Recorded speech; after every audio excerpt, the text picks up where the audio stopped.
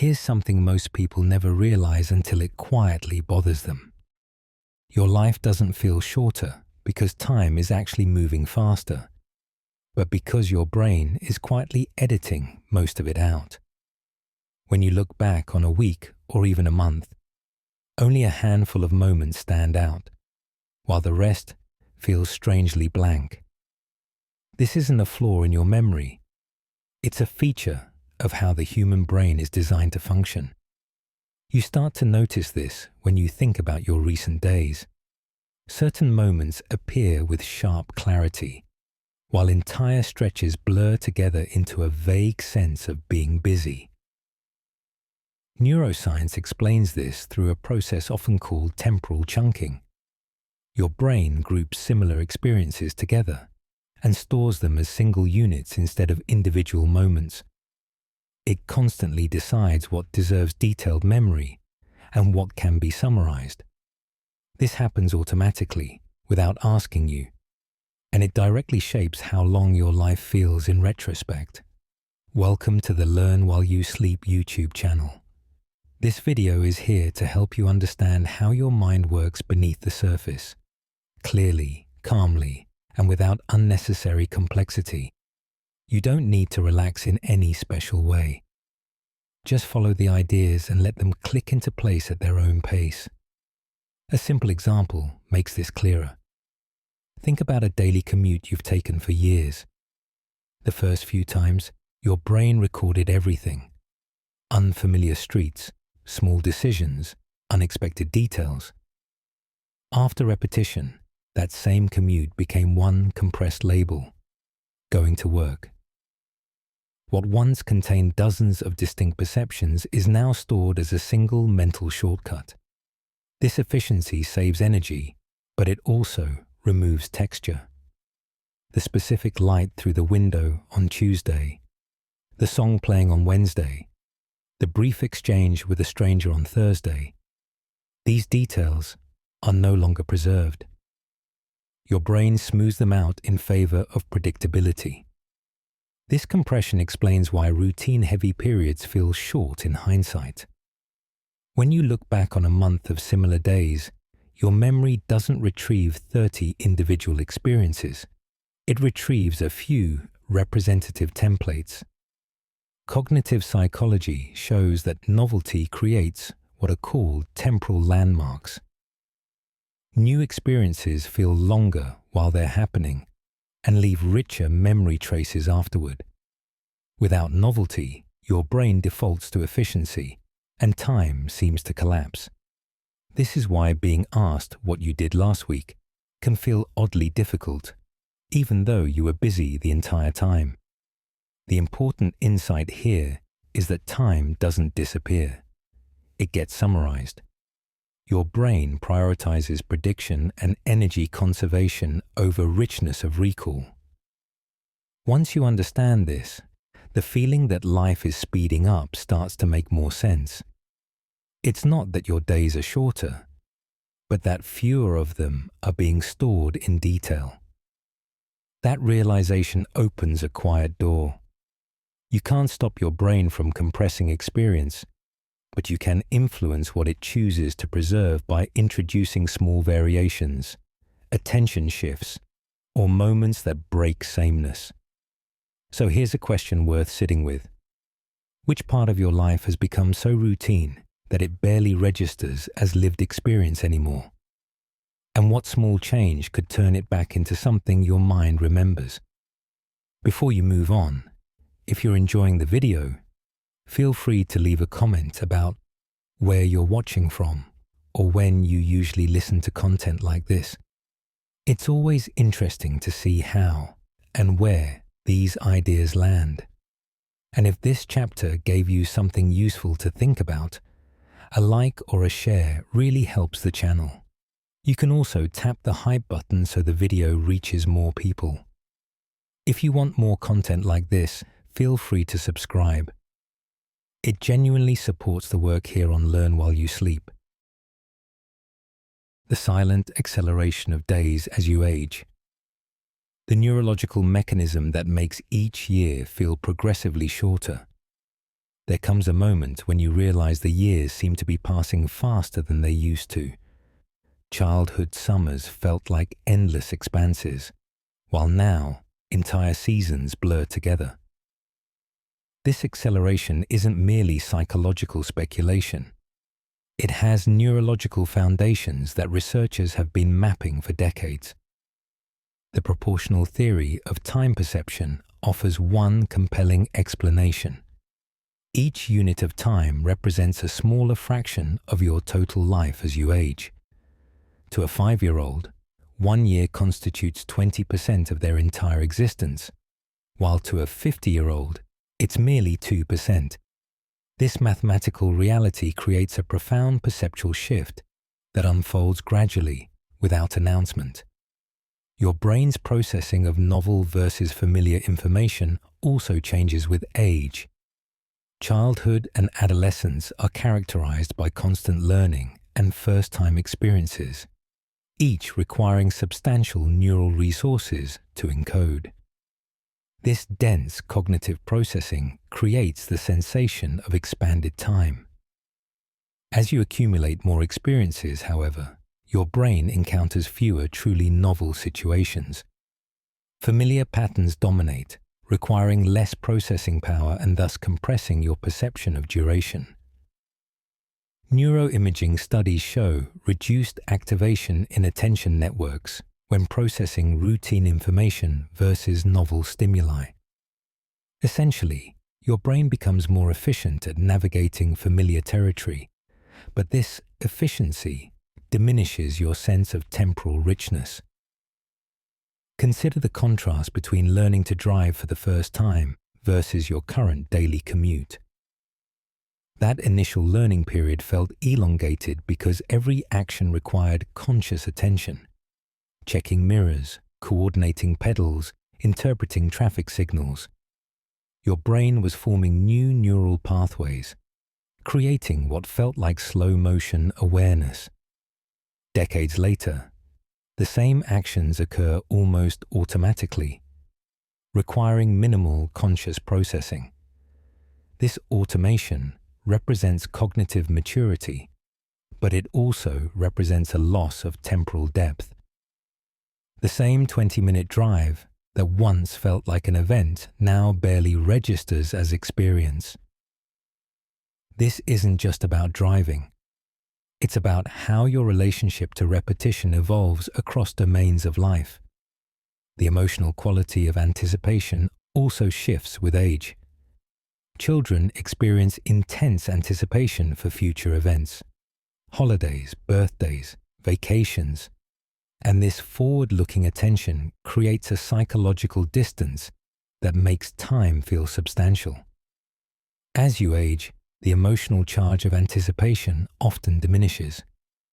You might look forward to events, but rarely with the visceral intensity of childhood.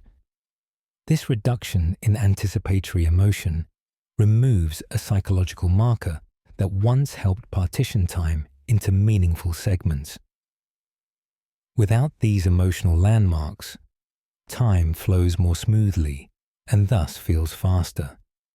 You might notice this when holidays arrive unexpectedly, lacking the prolonged build-up you remember from earlier years. Recognizing this acceleration as a natural byproduct of neurological development, rather than personal failure, brings a certain relief. The feeling isn't that you're doing something wrong or missing something essential. It's that your brain has become expert at navigating familiar terrain. This understanding invites strategic intervention. Deliberately introducing novelty, learning new skills, and varying routines can partially counteract the acceleration. The question becomes not how to stop time from speeding up. That's impossible. But how to create enough variation to maintain temporal richness. Where in your life could you introduce just enough novelty to create meaningful landmarks without overwhelming your need for stability? Why familiar routines make time disappear. How repetition trains your brain to stop recording what's predictable.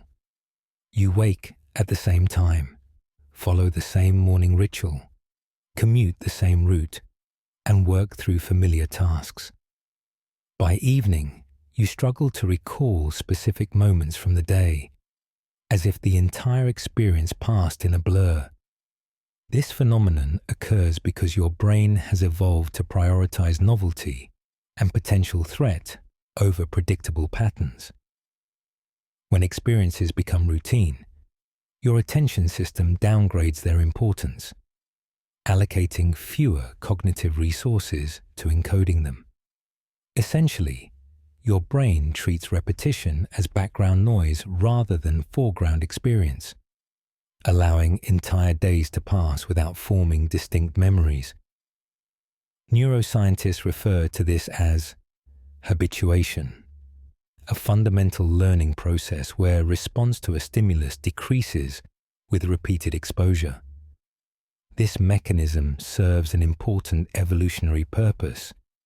It allows you to ignore constant, predictable inputs, like the feeling of clothing on skin or the hum of appliances, so you can focus on what might be dangerous or beneficial. However, this same efficiency becomes problematic when applied to larger life patterns. Your daily work routine, your weekly grocery shopping, your monthly bill payments all become habituated, slipping below the threshold of conscious attention. The result is that these hours and days effectively disappear from your lived experience, remembered only as categorical concepts rather than specific moments. Consider the last time you traveled to an unfamiliar place. During those first days, everything felt vivid and distinct because your brain was actively processing new stimuli. Unfamiliar streets, different sounds, novel social cues. Time seemed to expand because each moment contained information requiring conscious integration. Contrast this with your experience of your own neighborhood, where you navigate mostly on autopilot. The same neurological efficiency that makes you competent in familiar environments also renders those environments temporally shallow. Your expertise comes at the cost of presence. What you gain in efficiency, you lose in experiential depth. Research on memory formation reveals that distinctive events create stronger, more durable memories. A study published in Psychological Science demonstrated that people remember more details from days containing unusual occurrences than from entirely routine days, even when tested just 24 hours later. This finding underscores how repetition actively undermines memory formation. Your brain essentially decides that since yesterday's commute was similar to today's, it doesn't need to encode today's version separately. This decision happens automatically beneath your awareness, creating the eerie sensation that time is evaporating. Understanding this mechanism allows you to intervene deliberately. You cannot eliminate routines entirely. They provide necessary structure and efficiency, but you can introduce what cognitive scientists call variation within repetition. Small changes to habitual patterns signal your brain that this iteration deserves attention. Taking a different route, rearranging your workspace, altering the sequence of morning activities. These minor variations disrupt habituation and create temporal landmarks. The goal isn't to eliminate routine, but to prevent it from becoming invisible. What habitual activity in your life has become so automatic that you perform it without conscious awareness? What small variation could restore some presence to that experience? The moment you realize childhood felt longer, the emotional contrast between then and now reveals a fundamental shift. You remember specific summer days from childhood that seemed to stretch endlessly, each hour containing multiple adventures, discoveries, and emotional shifts. Now, entire months pass with barely a distinctive moment. This contrast isn't merely nostalgia coloring the past. It reflects genuine differences in how your brain processed time during developmental years. Childhood represents a period of rapid neurological growth, with the brain forming millions of new connections daily. This intense neurological activity creates a perception of expanded time because more cognitive resources are devoted to processing each experience. Every sensation, emotion, and discovery feels significant because, neurologically speaking, it is. The ratio of novel to familiar experiences heavily favors novelty in childhood. For a young child, nearly everything represents a first encounter. First time tasting certain foods, first time experiencing seasonal changes, first time forming specific types of friendships. Each novel experience requires substantial cognitive processing, slowing subjective time. Additionally, children have fewer cognitive schemas, mental frameworks for understanding the world, so they cannot quickly categorize experiences as adults do. This lack of efficient categorization means each experience gets more individual attention, creating the sensation of time dilation. The brain hasn't yet learned to compress familiar patterns, so everything receives fuller processing. Consider how a child experiences a walk through a park. They might stop to examine insects, feel different textures of leaves, watch clouds change shape, ask questions about everything they see. An adult taking the same walk likely processes it as a single event, a walk in the park. The adult's brain quickly categorizes the experience based on previous similar walks, requiring minimal new processing. The child's brain, however, treats each element as worthy of individual attention. This difference in attentional allocation creates vastly different temporal experiences. The child feels like they spent hours exploring. The adult feels like they took a brief stroll. Emotional intensity also plays a crucial role. Childhood emotions tend to be more immediate and less regulated, creating stronger memory encoding. Neuroscientist David Eagleman's research demonstrates that emotionally charged events trigger more detailed memory formation and create the perception of time slowing during the experience. Children experience emotional peaks more frequently because they haven't yet developed the emotional regulation that dampens responses. Each emotional peak acts as a temporal landmark, partitioning time into distinct segments. As emotional regulation improves with age, these peaks become less frequent, and time flows more smoothly, and thus feels faster. Recognizing why childhood felt longer helps you understand what has changed, not just in your circumstances, but in your very neurology. This awareness removes self-judgment. The acceleration isn't your fault or a sign you're doing life wrong. It's a natural consequence of developmental maturation. However, this understanding also reveals possibilities. While you cannot return to a child's brain, you can cultivate some of the conditions that create temporal expansion.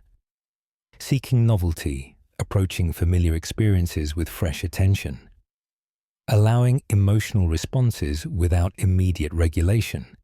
These practices can partially restore the feeling of expanded time. When did you last approach an ordinary experience with the curiosity and attention of a child? What familiar activity could become new again through shifted perspective? How memory shrinks your past into highlights. Your recollection system naturally condenses experiences, losing the in-between moments. You look back on last year and recall a handful of standout events, a vacation, a celebration, perhaps a challenging period. The ordinary Tuesdays, the quiet evenings, the routine weekends. These have mostly vanished from accessible memory. This isn't a memory failure. but rather the normal functioning of your brain's consolidation system. Memory research reveals that your brain doesn't store experiences like a video recorder capturing continuous footage. Instead, it extracts key elements, emotional peaks, novel occurrences, outcomes, and discards the rest. Over time, these extracted elements become your entire memory of a period, creating a highlights reel that bears little resemblance to the actual lived experience. The brain employs this condensation process for efficiency. Storing every detail of every experience would require impossible amounts of neural real estate and create retrieval nightmares. Instead, your memory system identifies what's likely to be useful for future prediction and decision-making. Generally, this means emotional events, both positive and negative, novel occurrences, and information relevant to goals and threats. Everything else gets gradually pruned away during sleep-based consolidation processes. What remains are not complete experiences, but distilled essences, stripped of their temporal context and granular detail. This distillation creates the illusion that your past consisted mostly of significant moments, when in reality it contained vast stretches of ordinary life. Consider your memory of a relationship. You likely recall first meetings, conflicts, reconciliations, special occasions, the emotional peaks and valleys.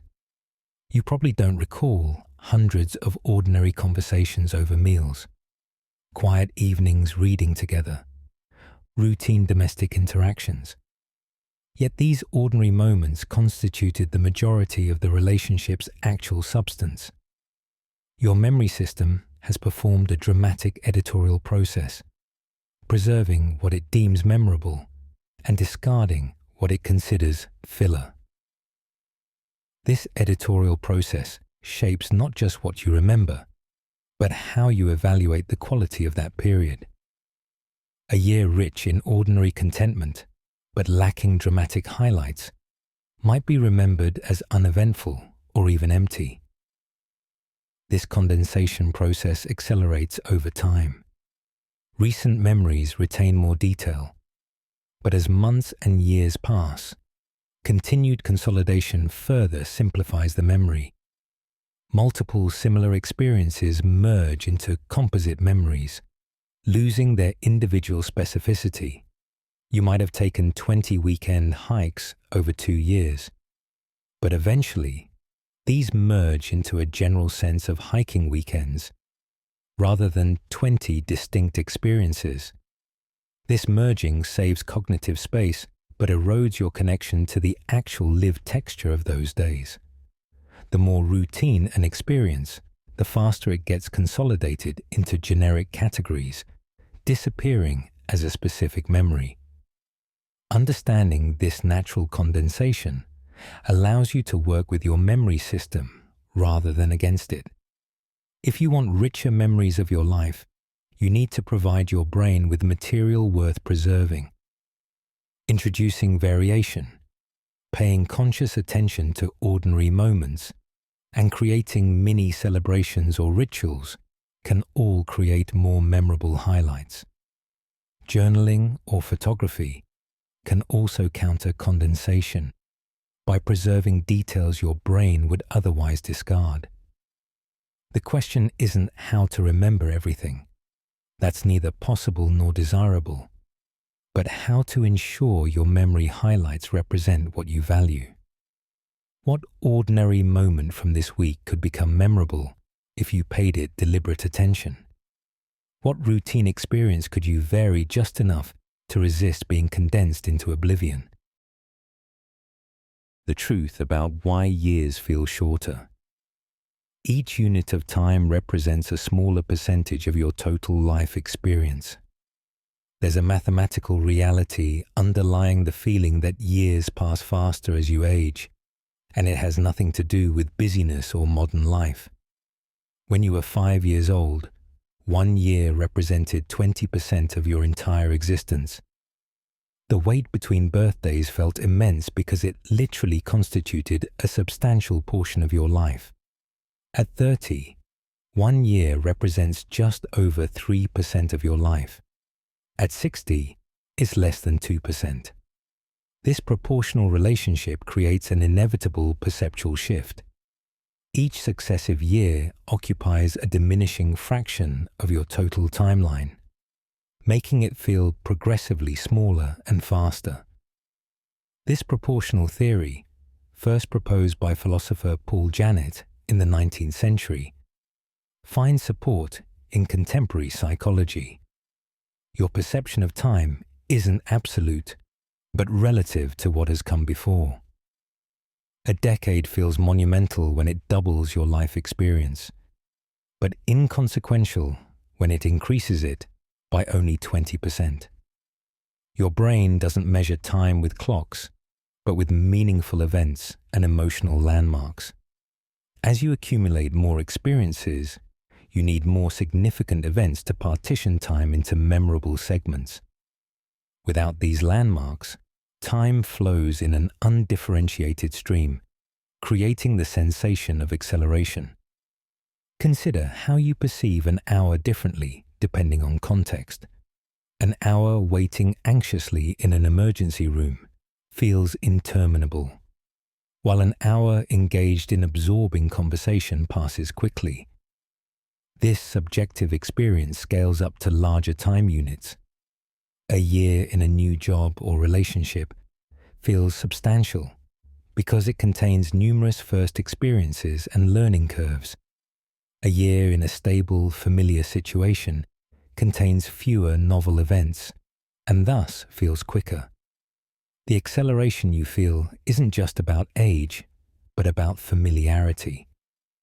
Any period dominated by routine will feel faster than a period filled with novelty, regardless of chronological age. Neurological research adds another layer to this understanding. As you age, your brain's internal clock, governed by dopamine and other neurotransmitters, actually slows down. This biological slowing creates a mismatch between objective time and your internal timekeeping. When your internal clock runs slower, external time seems to pass faster by comparison. Studies with older adults show consistent patterns of underestimating time intervals compared to younger adults. This isn't a cognitive decline, but a change in neurological timing mechanisms. Your brain literally processes time differently as it matures, contributing to the sensation of acceleration. This knowledge offers both resignation and agency. The proportional effect is inevitable. You cannot change mathematics, but you can influence the novelty factor that determines how time feels during its passage. Deliberately incorporating new experiences, learning unfamiliar skills, and varying routines can create the temporal landmarks that partition time into meaningful segments. The goal isn't to recapture childhood's endless summers. That's impossible. But to create enough variation that years don't blur into indistinguishable streams. How could you structure the coming months to include just enough novelty to create temporal texture? What routine could you modify to make ordinary time feel more substantial? Why novel experiences slow down time? New stimuli require more neural processing, stretching your perception of duration. You remember your first day in a new city, your first week at a challenging job, your initial attempts at learning a complex skill. These periods felt elongated, rich with detail and sensation. This temporal expansion occurs because novelty demands more cognitive resources.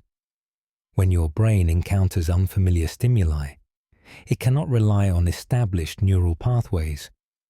Instead, it must create new connections, analyze details more thoroughly, and maintain higher levels of attention. This increased cognitive load creates the subjective experience of time slowing down. As more mental processing occurs within each objective time unit. Neuroscientists have identified specific brain regions activated during novel experiences. The hippocampus, crucial for memory formation, shows significantly higher activity when processing new information versus familiar patterns. The prefrontal cortex, involved in attention and decision-making, also engages more fully. This heightened neural activity requires more metabolic energy and creates denser memory encoding. Essentially, your brain treats novelty as important information worthy of detailed processing, while familiarity gets streamlined. This difference in processing intensity directly affects your perception of time's passage. Consider travel to an unfamiliar country. The first few days feel expansive because everything requires conscious processing. Deciphering foreign signs, navigating unknown transportation systems, interpreting cultural cues. Your brain cannot operate on autopilot. It must maintain constant attention. This attentive state creates rich memories and the sensation that each day contains multiple days' worth of experience. By the end of a 2-week trip, as routines establish, time begins to feel more normal. The novelty has worn off, and your brain has developed schemas for navigating this temporarily familiar environment. Laboratory experiments confirm this phenomenon. In studies where participants view novel versus familiar images while estimating time intervals, they consistently judge periods containing novel stimuli as longer. Functional MRI scans during these tasks show correlated increases in brain activity. The relationship is so consistent that researchers can predict time perception accuracy based on novelty levels in presented stimuli. Your brain isn't malfunctioning when it stretches time during novelty. It's operating exactly as designed to prioritize learning and adaptation. This understanding provides a practical tool for influencing your experience of time. If routine makes time disappear, novelty makes it expand. You don't need dramatic life changes to benefit from this effect. Small variations within familiar contexts can trigger similar neurological responses. Taking a different route to work, trying a new recipe, rearranging furniture, or learning a minor skill all introduce novelty that slows perceived time. The key is maintaining enough variation to prevent complete habituation. What predictable pattern in your life could use a slight alteration? What small novelty could you introduce this week to create temporal expansion? The emotional cost of repetition.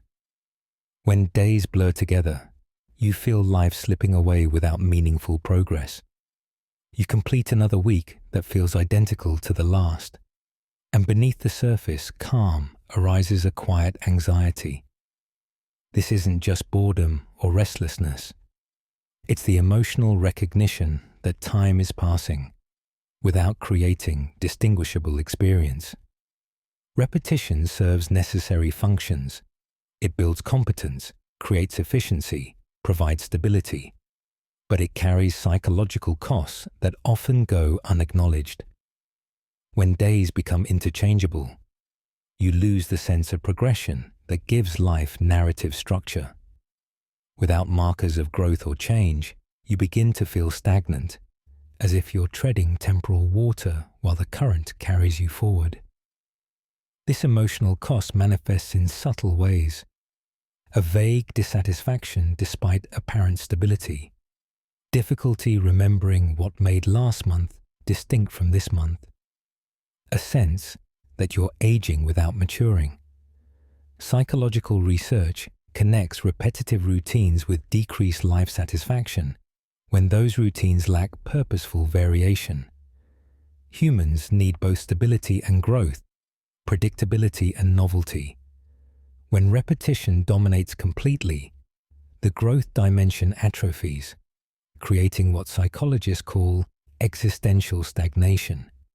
You have the uneasy sense that you're accumulating years rather than experiences, that life is happening to you rather than through you. Consider the difference between practicing a musical instrument with focused attention versus mindlessly repeating scales.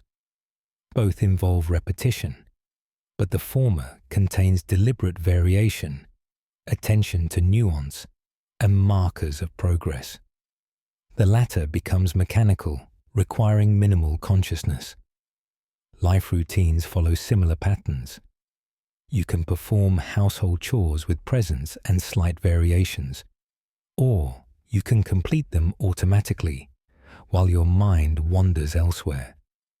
The external activity might be identical, but the internal experience and its emotional impact differs dramatically.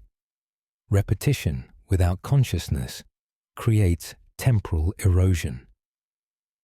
Neuroscience reveals why this happens. When you perform tasks automatically, your brain enters a low-energy default mode characterized by mind-wandering and self-referential thinking. This state, while restorative in moderation, becomes problematic when it dominates waking hours. Research, published in Science, demonstrated that people report lower happiness during mind-wandering episodes compared to focused attention on present tasks. Automatic repetition encourages mind-wandering, which in turn diminishes present moment satisfaction. The emotional cost isn't from the repetition itself, but from the disengagement it enables. Addressing this cost requires neither abandoning routine nor dramatically changing your life. Instead, it involves bringing conscious variation to predictable patterns. The Japanese concept of kaizen, continuous small improvements, applies here. Introducing minor changes to habitual activities, setting micro goals within routines, or practicing mindfulness during repetitive tasks can transform them from time-eroding activities to engaged experiences. The emotional shift comes not from what you do, but from how you attend to what you do. Which routine in your life feels most emotionally costly in its repetition? What small change could restore a sense of progression to that activity? The age when time suddenly speeds up. The transition point where future orientation shifts to retrospective awareness. Most people report a distinct period when they first notice time accelerating, typically between their late 20s and mid-30s. This isn't coincidental, but corresponds to several developmental shifts occurring simultaneously. Psychologist William James first noted this phenomenon, observing that the years from childhood to adolescence seem long in passing but short in retrospect, while later years seem short both in passing and in memory. This transition represents a fundamental reorientation in your relationship to time, marked by decreasing novelty, changing social roles, and shifting cognitive priorities. Around this age, several factors converge. First, the proportion of novel experiences naturally decreases as you establish career paths, relationships, and living situations. Second, biological changes subtly alter neurological processing speed. Third, social expectations shift from exploration to consolidation. Fourth, you begin accumulating enough life experience that years represent smaller fractions of your total timeline. These factors create the perfect conditions for perceived acceleration. The feeling often arrives unexpectedly. You realize that a year has passed since a memorable event, and it feels like months rather than 12 full cycles of seasons. Consider the difference between your early 20s and your early 30s. The former likely contain numerous transitions, completing education, starting first jobs, forming adult relationships, perhaps moving to new cities. Each transition created temporal landmarks that partitioned time into distinct chapters. By your 30s, many of these major transitions have stabilized, creating longer periods of continuity. While stability brings welcome relief from earlier turbulence, it also reduces the landmarks that make time feel substantial. Years begin to flow together, marked mainly by external events rather than internal transformations. Research in developmental psychology identifies this period as the shift from time since birth to time until death orientation. In youth, you measure time from your beginning forward. In adulthood, you increasingly measure time from the present backward and forward simultaneously. This dual perspective creates a new relationship with finitude. You become aware not just of time past, but of time remaining, introducing a quantitative dimension that previously felt abstract. This awareness, while mature and realistic, contributes to the sensation of acceleration because you're now monitoring depletion as well as accumulation. Recognizing this transition as developmental rather than personal failure brings perspective. The acceleration isn't because you're doing life wrong, but because you're doing it right, establishing stability, building competence, creating continuity. However, this recognition also invites deliberate action. You can choose to reintroduce elements that create temporal richness, even within stability. Learning new skills outside your professional domain, cultivating new social connections, exploring unfamiliar aspects of your community. These practices create novelty without undermining stability. When did you first notice time accelerating? What has changed in your relationship to novelty since that recognition? How your brain edits out most of your life. Conscious experience represents only a fraction of what actually occurs. At any given moment, your sensory systems receive approximately 11 million bits of information. Your conscious awareness processes about 40 bits. This staggering ratio means you're consciously aware of less than 0.0004% of the sensory data available to you. Your brain performs constant, ruthless editing, selecting what reaches consciousness based on relevance, novelty, and emotional significance. This editing isn't a flaw, but a necessity. Conscious attention represents a bottleneck that must be protected from information overload. However, this efficiency comes at a cost. Most of your life passes beneath the threshold of awareness, unrecorded in conscious memory. This editing process explains why you can drive familiar routes with minimal awareness of the journey, why you can have conversations while performing routine tasks, why entire days can pass in a blur of automaticity. Your brain has learned which patterns require conscious attention and which can be handled by subconscious systems. While this allows efficient functioning in familiar environments, it also creates the peculiar sensation that life is slipping by unnoticed. You're literally not conscious of most of what happens, not because you're inattentive, but because your brain has determined it doesn't warrant precious attentional resources.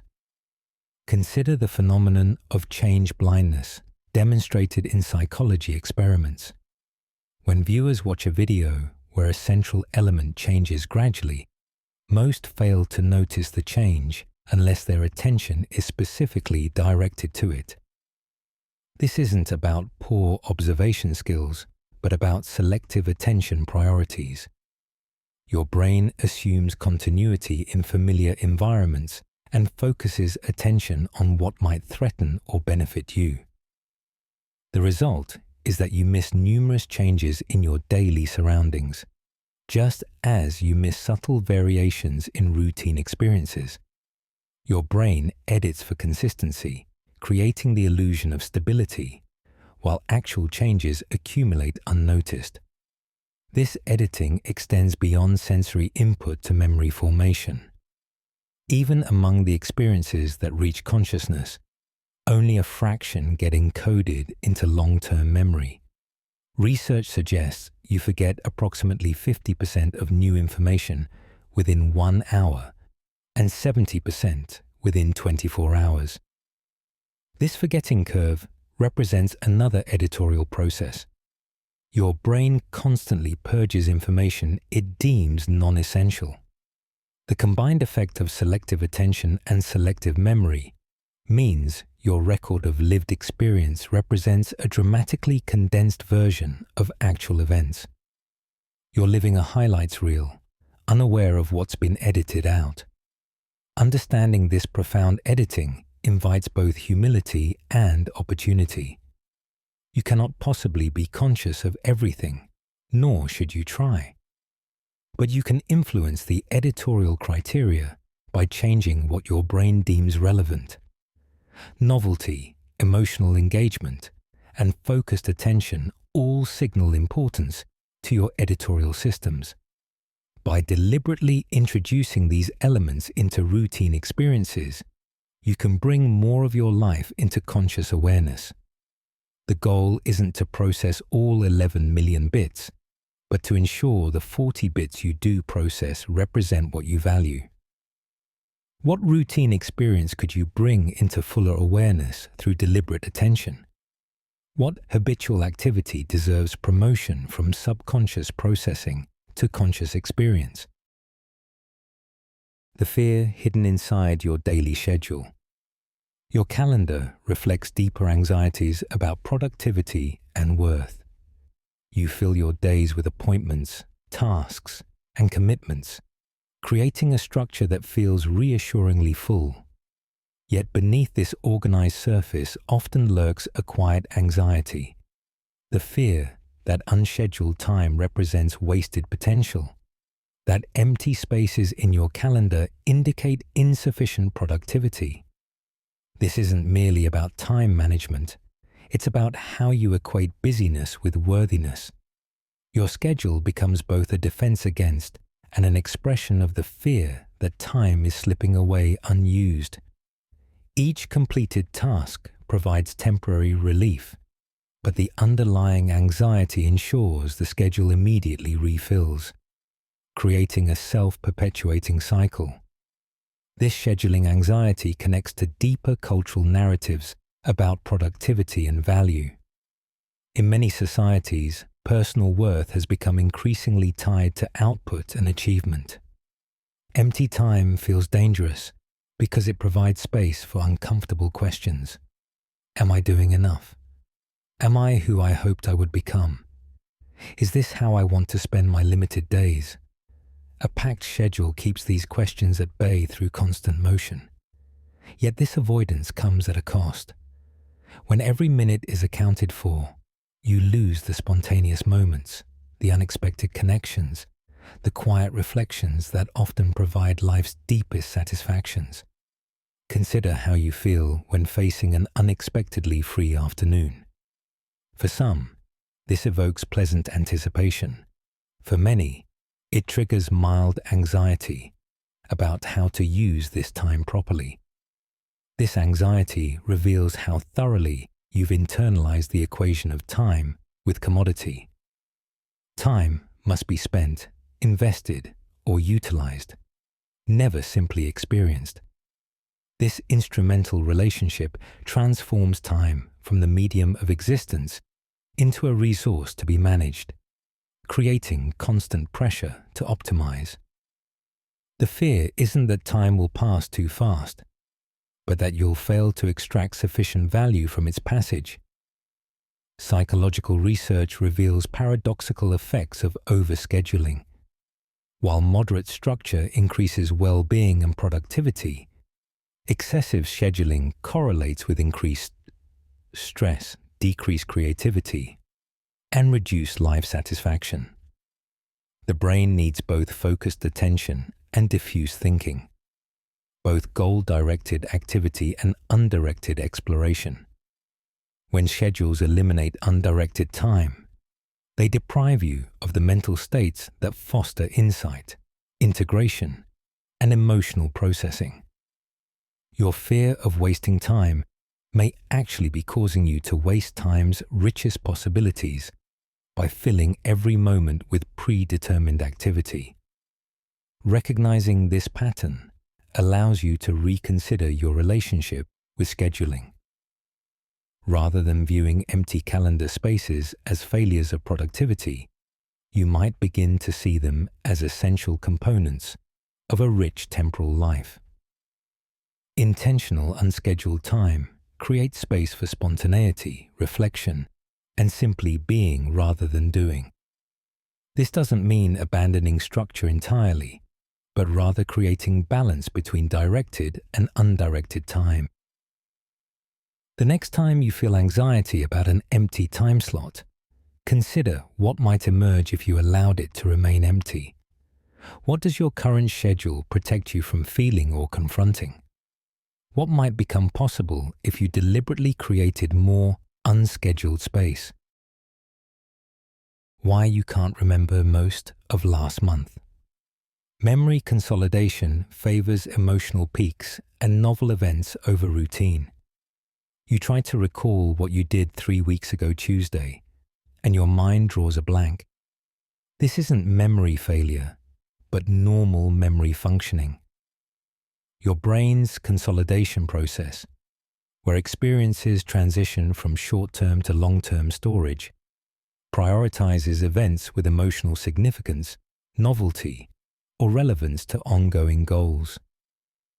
Routine experiences, no matter how pleasant or competently executed, rarely meet these criteria. Thus, they get consolidated weakly or not at all, creating the peculiar phenomenon of time loss, where entire periods seem to disappear from accessible memory, despite having been fully lived. Neuroscientists have identified specific patterns in how memories get tagged for consolidation during sleep. The hippocampus, your brain's memory indexing system, shows heightened activity for emotionally charged events and novel experiences. During sleep, these tagged memories get replayed and integrated with existing knowledge networks. Routine memories, lacking distinctive tags, receive less replay and thus weaker consolidation. Over time, unconsolidated memories simply fade, leaving no retrievable trace. This means your memory of last month isn't an accurate record, but a curated collection of whatever stood out against the background of routine. Consider 2 consecutive workdays. On Tuesday, you follow your normal routine without unusual events.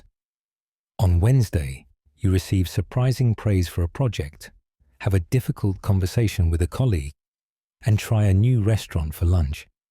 A month later, you'll likely remember Wednesday in some detail, while Tuesday has vanished. This discrepancy doesn't mean Tuesday was unimportant or poorly lived. It means your brain's consolidation systems deemed it unworthy of long-term storage. Your memory system operates on news value. What's new, emotionally significant, or surprising gets preserved. What's predictable gets discarded.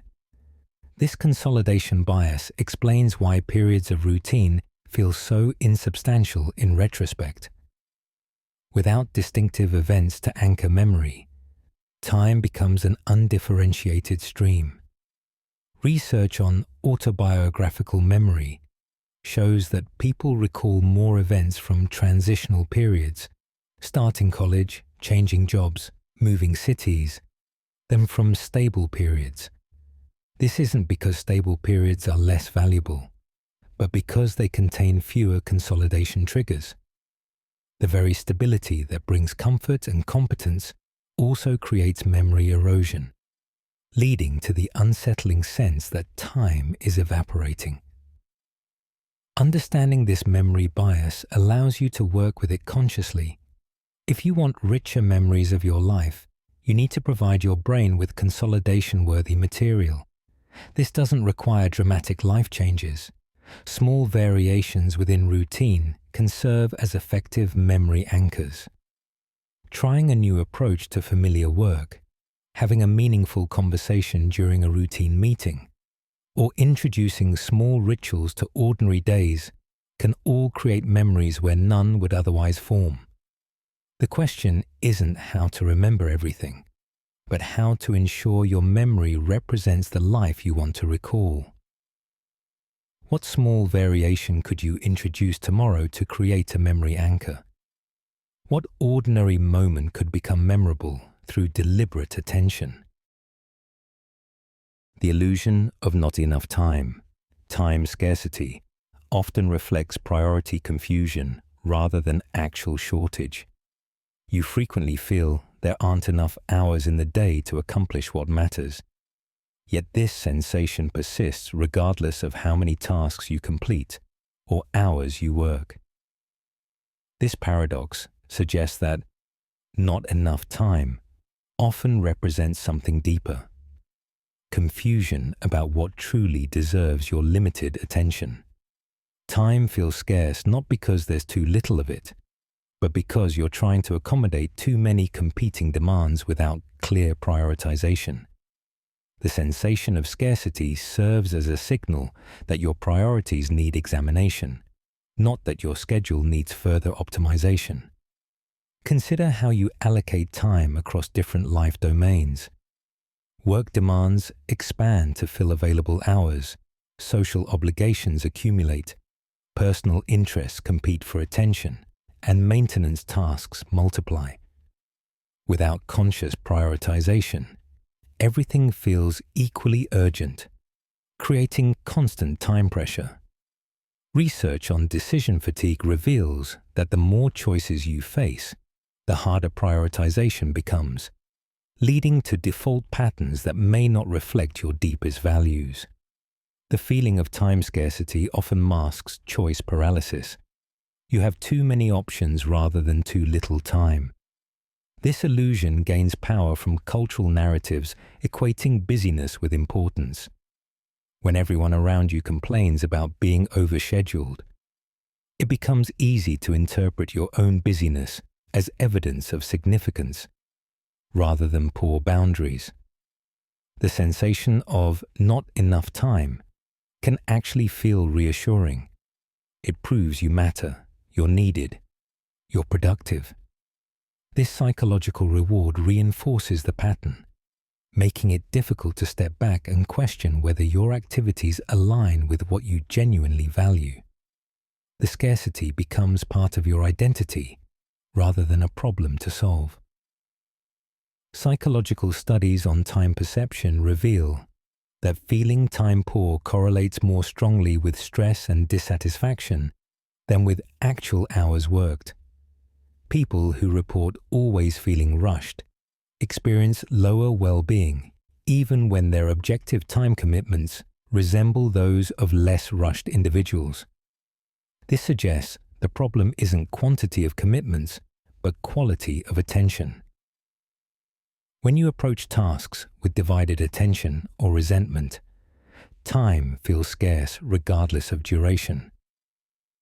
Conversely, when fully engaged in meaningful activity, time can feel abundant even within constraints. Dissolving this illusion begins with distinguishing between clock time and experience time. Clock time is fixed and measurable. Experience time is elastic and subjective. Activities aligned with your values tend to create time expansion, while misaligned activities create time compression. Rather than seeking more hours, you might seek better alignment. What activities make time feel expansive when you engage in them? What makes it feel constricted?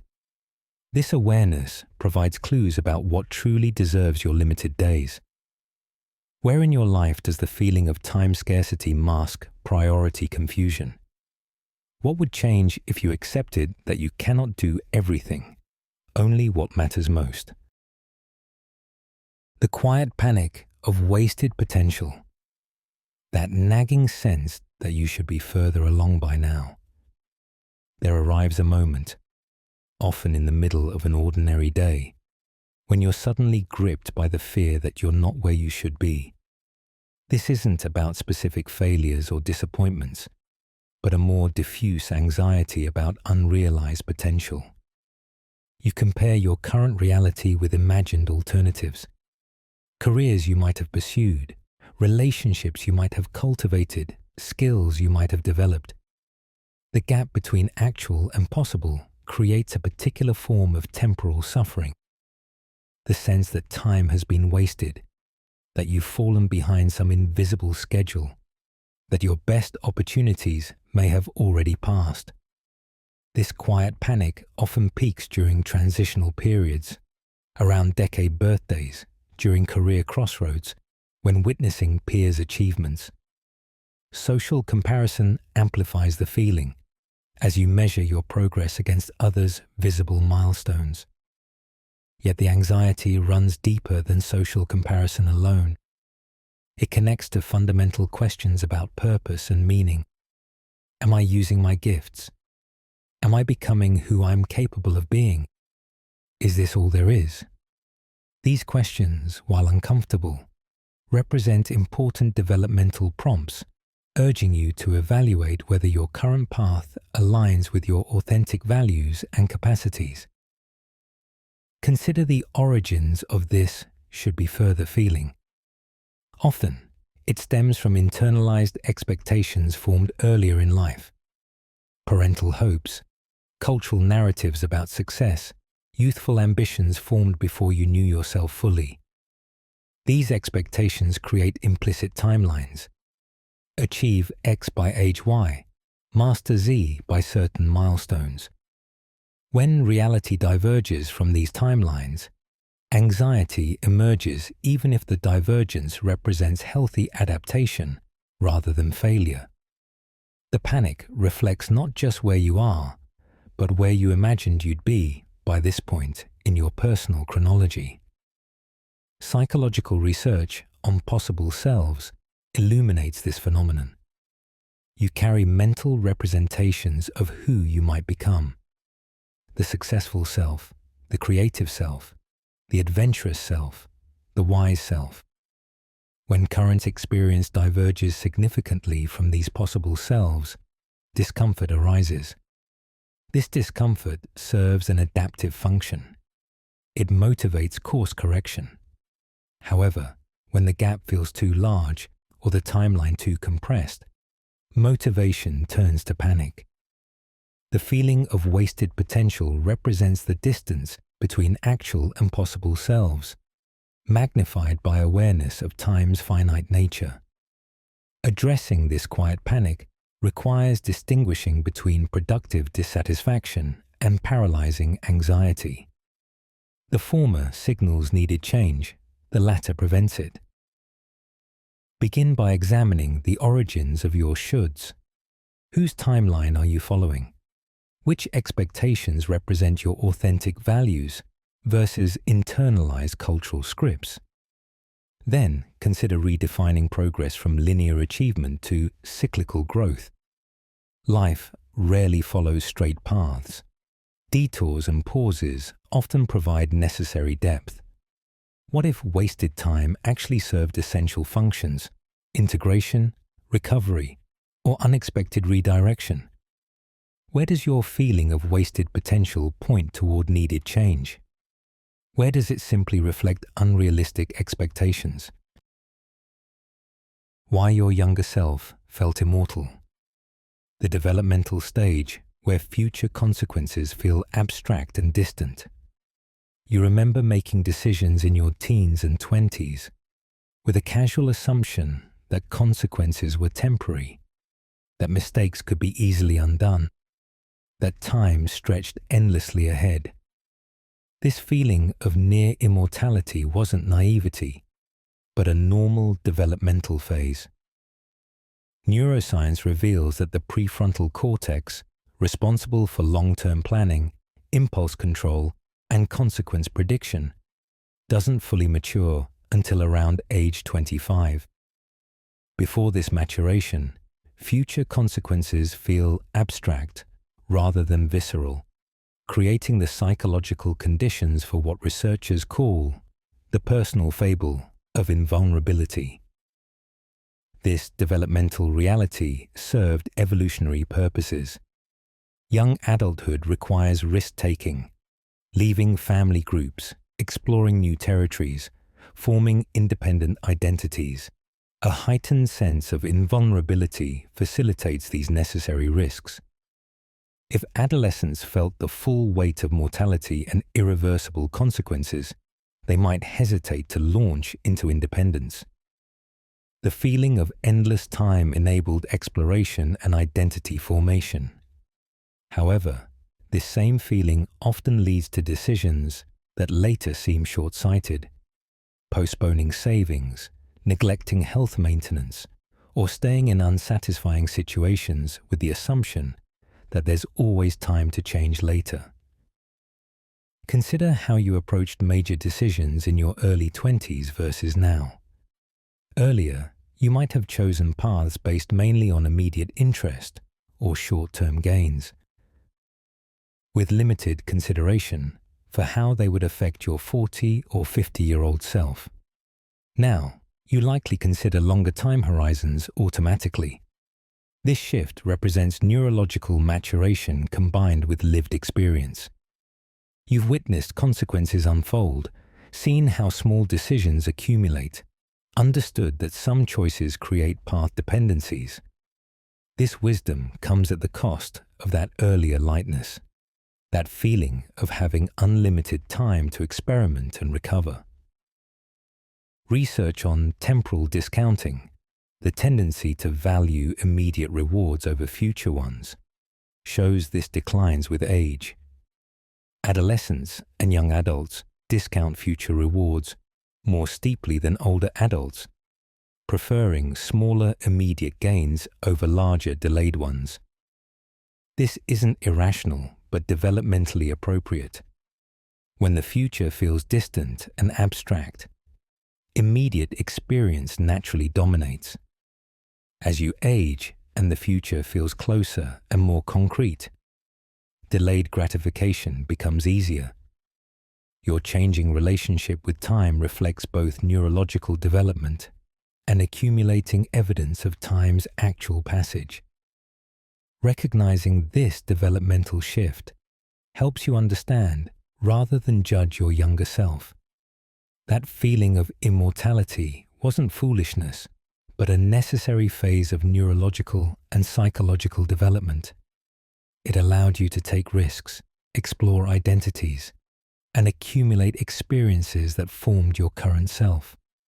The nostalgia you might feel for that time isn't just for youth itself, but for that particular relationship with time. Expansive, forgiving, full of possibility. While you cannot return to that neurological state, you can cultivate aspects of that relationship, occasional risk-taking, openness to reinvention, appreciation for present moments. What did your younger self's feeling of immortality make possible? What aspects of that relationship with time could you consciously reintroduce? The grief of realizing you're running out of firsts. The transition from exploration phase to refinement phase of life. There comes a moment when you recognize that many categories of first experience now lie behind you. First love, first independent home, first career, perhaps first child. While new firsts certainly remain possible, the density of genuine novelty naturally decreases as you accumulate life experience. This realization brings a particular form of grief, not for lost youth exactly, but for that phase of life characterized by constant discovery. The exploration phase, with its intense learning curves and frequent revelations, gives way to a refinement phase focused on depth, mastery, and integration rather than novelty. This transition isn't negative. Refinement brings its own satisfactions, deeper relationships, greater competence, more nuanced understanding. Yet the shift involves legitimate loss. First experiences carry a unique energy, the nervous excitement of unfamiliar territory, the satisfaction of initial competence, the vividness of new perceptions. As these become less frequent, life can feel somewhat muted, even as it becomes richer in other dimensions. This grief often surfaces unexpectedly, when helping a younger person through their firsts, when revisiting places of early experiences, or simply during quiet reflection on how your life has settled into familiar patterns. Consider the difference between learning a language as an adult versus as a child. The child's experience is all firsts. First words, first sentences, first conversations. The adult learner may achieve greater grammatical precision, but rarely recaptures that initial wonder of discovering language itself. Life follows similar patterns. Your first job contained countless discoveries about workplace dynamics, professional identity, and adult routines. Subsequent jobs bring greater skill, but less fundamental novelty. This progression represents natural development, yet the decrease in first experience density can leave you feeling that life has lost some of its earlier sparkle. Psychological research on hedonic adaptation reveals that people quickly return to baseline happiness levels after both positive and negative life changes. First experiences provide temporary happiness boosts precisely because they're novel, but repetition diminishes this effect. This adaptation serves evolutionary purposes. It prevents you from being perpetually overwhelmed by novelty, but it also means the emotional intensity of early experiences naturally fades. The grief you feel recognizes this inevitable fading, not just of specific experiences, but of the entire mode of being characterized by frequent novelty. Acknowledging this grief allows you to honor it without being consumed by it. The refinement phase offers its own gifts, the satisfaction of deepening rather than broadening, of mastery rather than discovery, of contribution rather than accumulation. You can also consciously cultivate new categories of firsts, learning unfamiliar skills, exploring neglected interests, approaching familiar relationships with fresh perspective. While the density may never match youth's constant novelty, deliberate cultivation can maintain enough first experiences to keep life feeling vital. What first experiences from your exploration phase do you most cherish? What new category of first experience could you initiate now? Why you keep waiting for the right time? Perfectionism and anxiety conspire to keep you in perpetual preparation. You have goals, dreams, changes you want to make, yet you consistently postpone action until conditions are perfect. This waiting feels prudent. Why start something important without ideal circumstances, but often becomes perpetual? The right time myth serves psychological functions. It protects you from potential failure, preserves the fantasy of perfect outcomes, and delays the discomfort of change.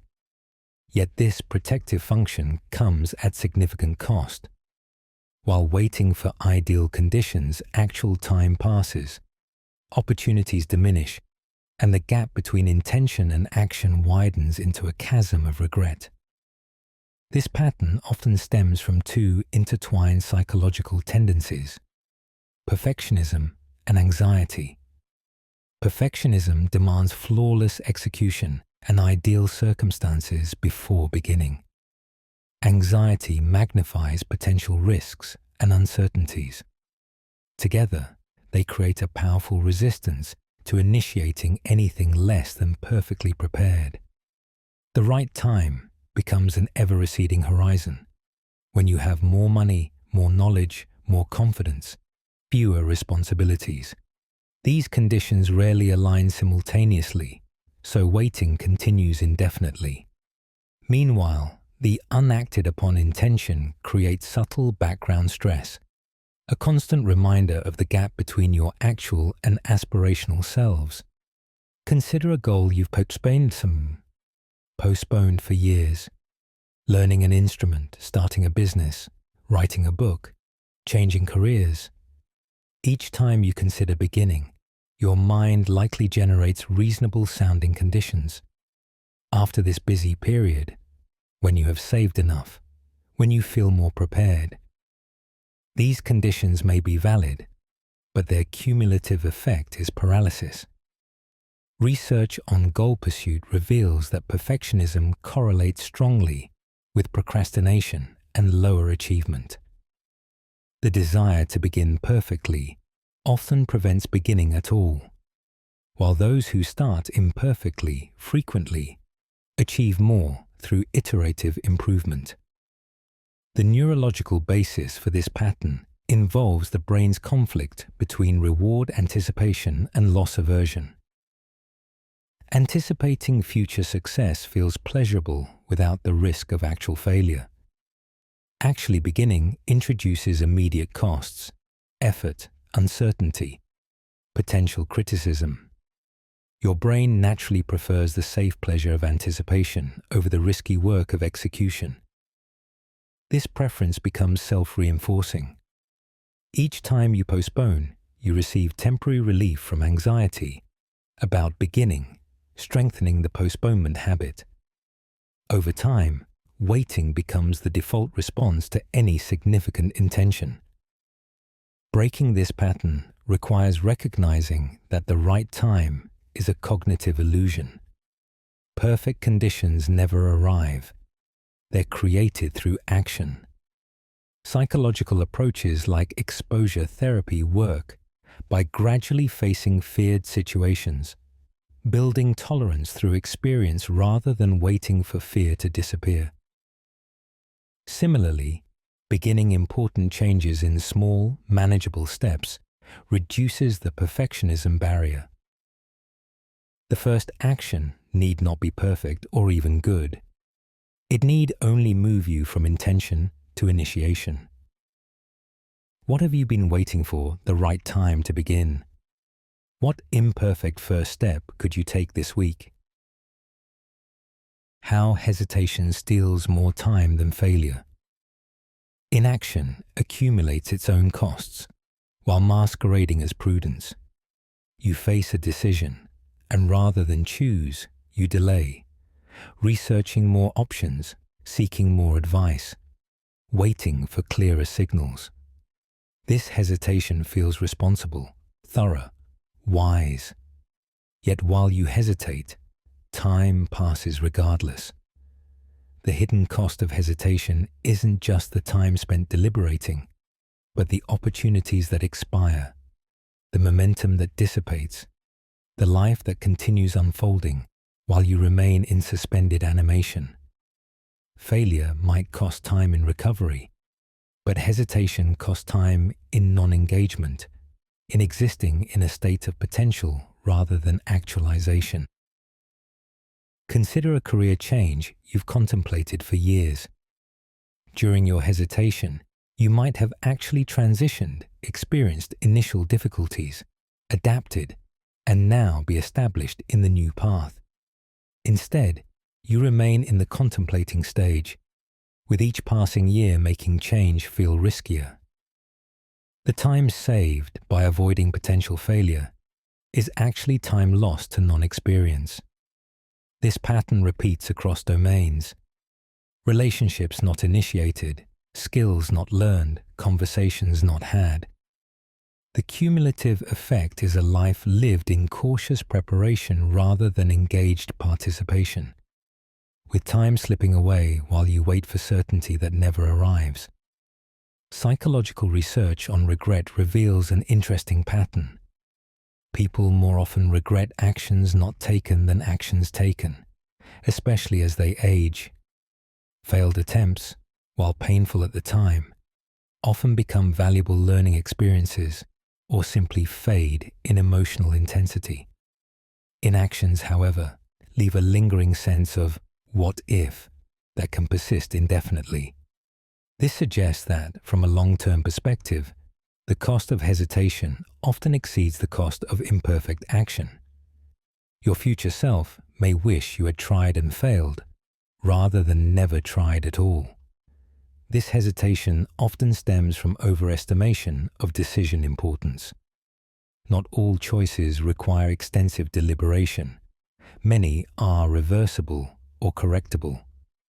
The brain, however, tends to treat decisions as final commitments, triggering anxiety. Learning to distinguish between truly consequential decisions and those that permit course correction reduces unnecessary hesitation. Additionally, perfectionism about decisions, the need to choose perfectly, paralyzes action. Accepting that most decisions will be good enough rather than perfect frees you to move forward despite uncertainty. Recognizing hesitation's true cost allows you to reframe decision-making. Rather than seeking perfect choices, you might seek sufficient choices, options that meet core requirements without exhaustive optimization. You might also implement decision deadlines, forcing action before hesitation becomes indefinite. The goal isn't reckless impulsivity, but timely engagement. Time will pass regardless of your decisions. The question is whether you'll spend it hesitating or experiencing. What decision have you been hesitating about that could be made with sufficient rather than perfect information? What would change if you accepted that some time spent recovering from failure is preferable to more time spent in hesitation? The emotional toll of watching others age. External markers of time's passage trigger internal reckoning. You attend a family gathering and suddenly see your parents as older. Notice wrinkles on a sibling's face. Observe grey hairs on a childhood friend. These external signs trigger internal realizations. Time is passing for them, and therefore for you. This recognition carries emotional weight beyond simple observation. Watching others age serves as a mirror reflecting your own temporal progression, forcing confrontation with mortality, change, and the relentless forward motion of life's narrative. The emotional toll isn't about their aging specifically, but about what it reveals about your own position in time's continuum. This phenomenon explains why reunions, family events, or even browsing old photographs can evoke complex emotions. You're not just observing change in others, you're triangulating your own position. When you see a niece or nephew grown into adulthood, you recognize the years that have passed since their childhood, years that constitute a significant portion of your own adult life. When you notice a parent's declining mobility, you confront not just their mortality, but your own progression through life's stages. These external markers provide concrete evidence of time's passage in a way that personal introspection often avoids. Consider how you perceive aging in yourself versus others. Personal aging often feels gradual, almost invisible day to day. You adapt to incremental changes, maintaining a relatively consistent self-perception. Observing others, however, provides discrete comparison points. You see them as they were at the last meeting versus how they appear now. This comparative view highlights changes that might have gone unnoticed in yourself. The emotional response, often a mixture of nostalgia, anxiety, and tenderness, stems from this comparative clarity. You're seeing time's effects rendered visible, and by extension, recognizing your own place in the same process. Psychological research on social comparison theory reveals that people naturally evaluate themselves in relation to others. especially those in similar life circumstances. Aging provides a powerful dimension for comparison. Career progression, relationship status, physical changes, life achievements. These comparisons can trigger both satisfaction, I'm aging better than, and anxiety, they've accomplished more by this age. The emotional toll comes not just from observing change, but from evaluating your own progress against observed benchmarks. This evaluation often happens automatically, beneath conscious awareness, surfacing as diffuse unease. Acknowledging this emotional toll allows for more compassionate response. Rather than avoiding gatherings or comparisons, you might recognize these moments as natural opportunities for temporal reckoning. They prompt important reflections. How do I want to use the time I have? What relationships need attention? What have I learned from watching others navigate aging? These questions, while uncomfortable, can guide more intentional living. The emotional toll of watching others age is ultimately about your relationship with your own mortality. A relationship that, when confronted honestly, can clarify priorities. Who in your life serves as a particularly vivid marker of time's passage? What does observing their aging reveal about your own relationship with time? How your routine becomes a time thief. Efficiency gains can paradoxically make life feel emptier. You streamline your morning routine, optimize your commute, systemize your work processes, and create efficient household habits. These improvements save minutes here and there, creating welcome pockets of breathing room. Yet over time, you might notice an unexpected consequence. Life feels somehow emptier, less substantial. This paradox occurs because efficiency often comes at the cost of presence. When activities become fully automated, they require minimal consciousness, effectively removing them from lived experience. The time you save isn't added to your life, it's subtracted from your awareness. Consider the difference between preparing a meal thoughtfully versus using pre-prepared components for efficiency. The former involves sensory engagement, noticing colors and textures, making small adjustments, experiencing the transformation of ingredients. The latter gets food on the table quickly, but bypasses much of the experiential richness. This difference scales to larger life patterns. Efficient routines minimize friction and decision fatigue, but they also minimize engagement. The minutes saved through efficiency might accumulate into hours, but those hours often get filled with similarly disengaged activities, creating more time but less experience. Neuroscience explains this through the concept of neural efficiency. As you repeat activities, your brain develops optimized pathways requiring less energy and attention. This efficiency allows you to perform tasks competently, while your conscious mind focuses elsewhere, often on planning, worrying, or mind-wandering. While this multitasking feels productive, it actually diminishes your presence in the current moment. The routine becomes a time thief, not because it takes time, but because it takes your attention away from the time you're living. You gain chronological time, but lose experiential time. Research on flow states, those moments of complete absorption in an activity, reveals they typically occur during moderately challenging tasks, not fully automated ones. Routine efficiency removes the challenge that fosters engagement. Without engagement, time passes unnoticed, unmemorable. This explains why highly efficient days often feel like they vanished, while days containing novel challenges feel substantial. The time thief isn't the routine itself, but the disengagement it enables. You can have efficient routines that still require presence, through slight variations or mindfulness practices.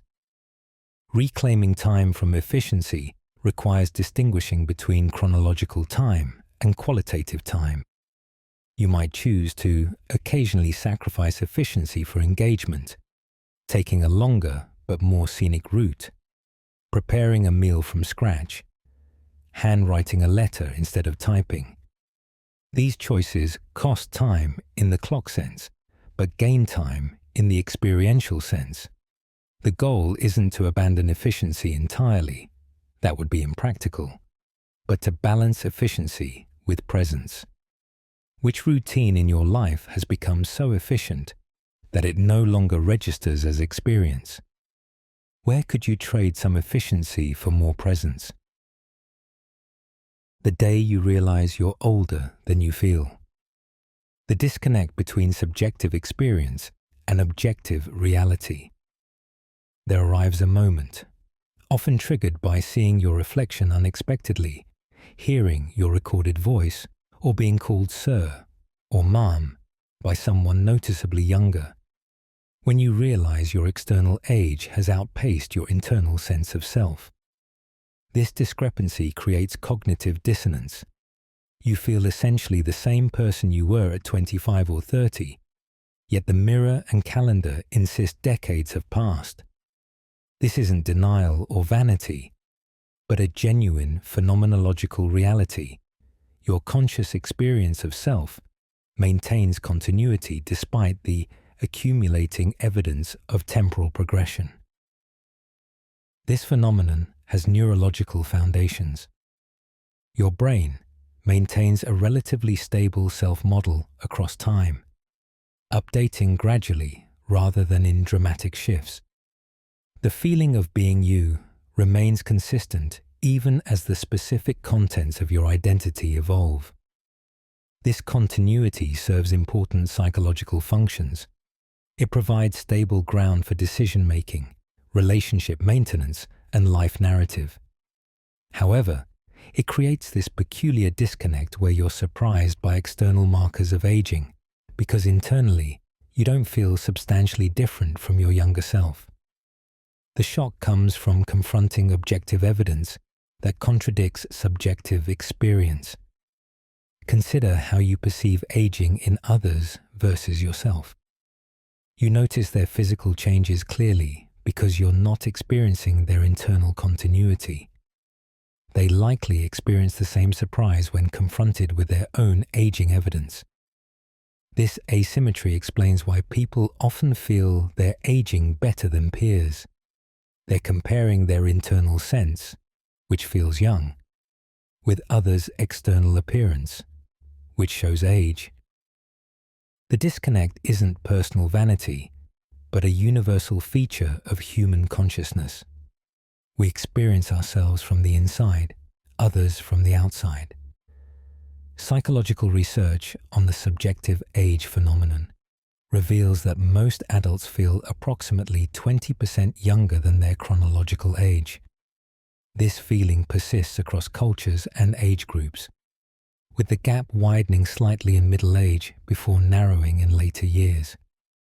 Interestingly, feeling younger than one's chronological age correlates with better health, cognitive function, and life satisfaction. This suggests the disconnect isn't necessarily problematic. It may reflect healthy adaptation to aging. The difficulty arises when external realities force confrontation with the gap, creating temporary disorientation. Navigating this disconnect involves embracing both realities, your subjective experience of continuous selfhood and the objective reality of temporal progression. Rather than trying to force internal feelings to match external facts, you might acknowledge both as valid perspectives. Your internal sense of youthfulness can be a source of energy and openness, while external markers can prompt important reflections on priorities and mortality. The day you realize you're older than you feel isn't a crisis, but an invitation to integrate these perspectives. When did you last experience this disconnect sharply? What does your subjective age feel like today, and what might that feeling offer you? Why time moves faster in stability, slower in chaos. Predictable environments require less attention and thus compress faster. During periods of routine and stability, weeks blur together, months pass unnoticed, and you wonder where the time went. During chaotic transitions, moving, changing jobs, experiencing loss, time seems to slow dramatically, each day feeling like a week, each week like a month.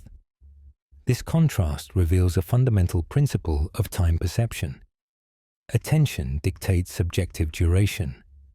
Stable environments require less attentive processing because they're predictable. Your brain can operate on autopilot, compressing experience.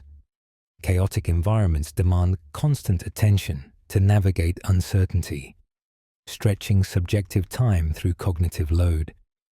Neurologically, this makes perfect sense.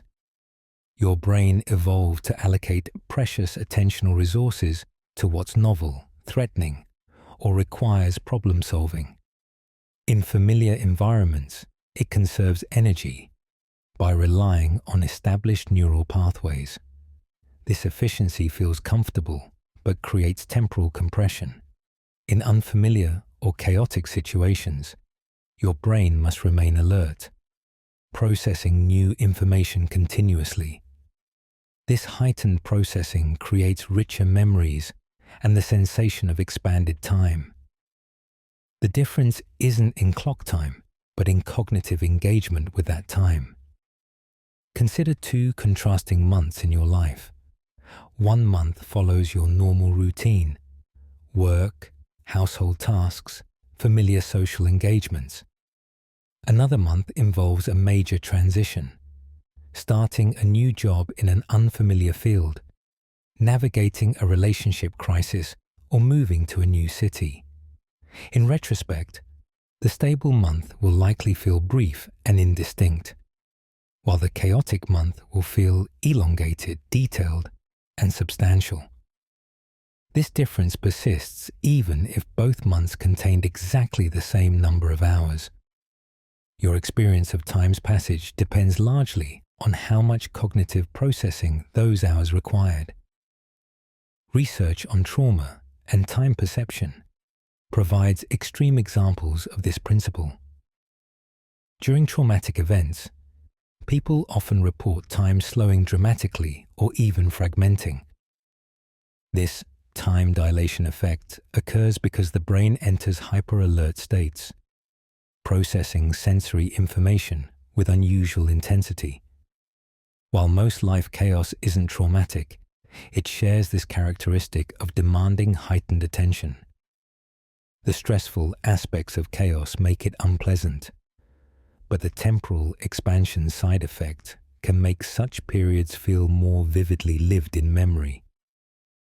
Understanding this relationship allows you to make conscious choices about stability and novelty. Complete chaos is exhausting and unsustainable, but complete stability creates temporal evaporation. The healthiest approach likely involves balancing both.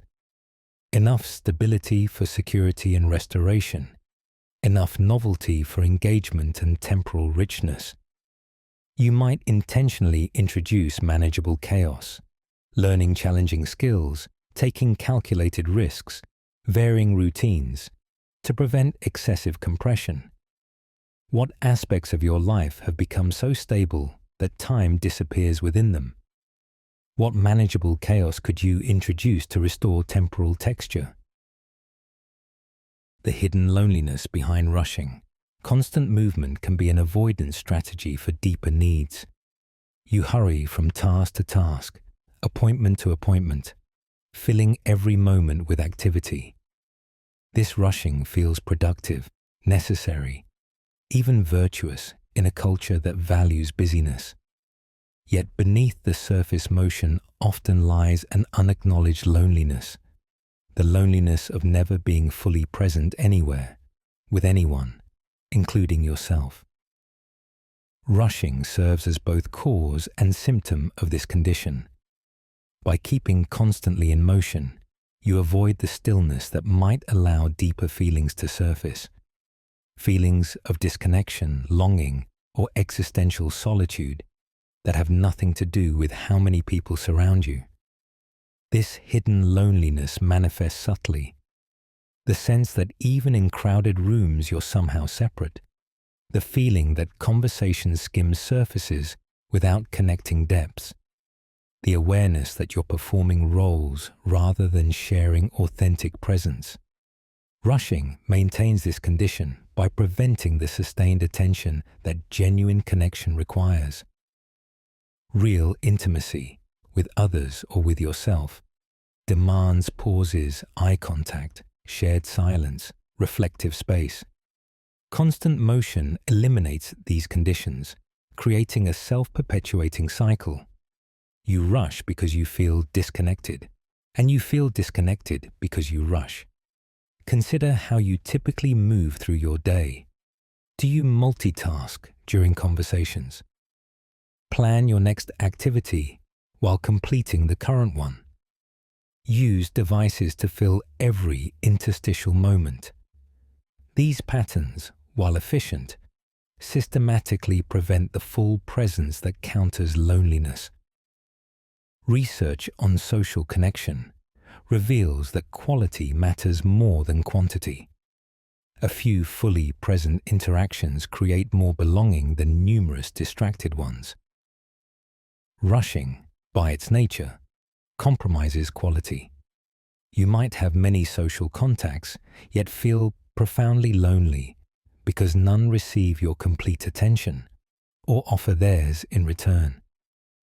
This pattern also affects your relationship with yourself. Self-awareness requires moments of undirected reflection, time simply being with your own thoughts and feelings without immediate purpose. Rushing eliminates these moments, creating alienation from your inner experience. You might notice this as difficulty identifying what you truly want or feel, or as a constant background anxiety with no clear source. The loneliness isn't just interpersonal, it's intrapsychic, a disconnection from your own depths. Rushing keeps you safely on the surface where everything feels manageable but somewhat empty. Addressing this hidden loneliness requires slowing down enough to notice it exists. This isn't about eliminating busy periods. Life has legitimate demands, but about creating intentional pauses within them. A single fully present conversation each day, a few minutes of undistracted transition between activities, occasional technology-free intervals. These small changes can begin to counter the loneliness of constant motion. What if rushing isn't just about managing time, but about managing uncomfortable feelings? What might surface if you deliberately slowed down for even brief periods? Where in your daily rhythm could you create space for more complete presence? Why you feel detached from your own timeline, the cognitive split between experiencing life and evaluating its progress. You live through days and weeks, yet when you look back, it feels as if you were watching someone else's life. This sense of detachment from your own timeline represents a particular cognitive phenomenon, the split between the experiencing self and the evaluating self. The experiencing self lives in the present moment, engaged with immediate sensations, emotions, and actions. The evaluating self observes from a distance, assessing progress, making comparisons, telling stories about your life. When the evaluating self dominates, you feel detached from your actual experience, as if you're narrating rather than living your life. This split serves adaptive functions. The evaluating self allows reflection, learning from experience, and planning for the future. However, when it becomes overly dominant or critical, it creates a sense of alienation. You're so busy assessing whether you're on track that you miss the track itself. This explains why you can achieve milestones yet feel empty. You were so focused on evaluating progress toward the goal that you weren't fully present during the journey. The detachment isn't from reality itself, but from your direct experience of reality in favor of constant evaluation. Consider how you approach significant events.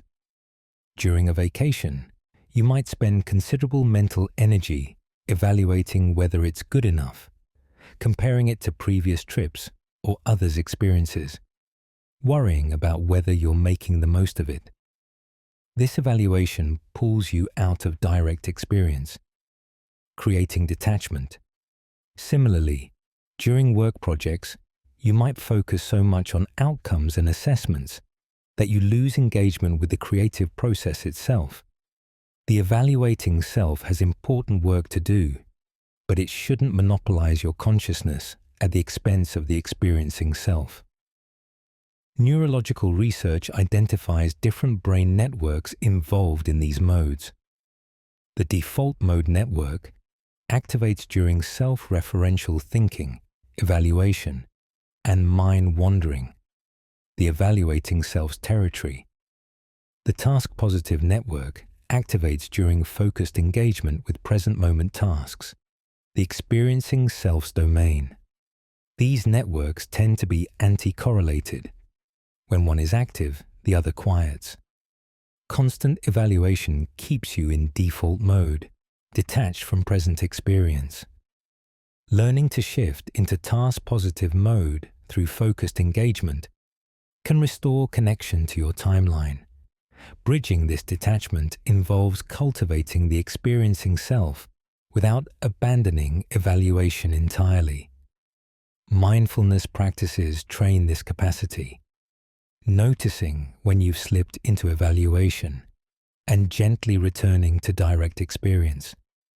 You might also schedule specific times for evaluation, weekly reviews, annual reflections, rather than allowing constant commentary.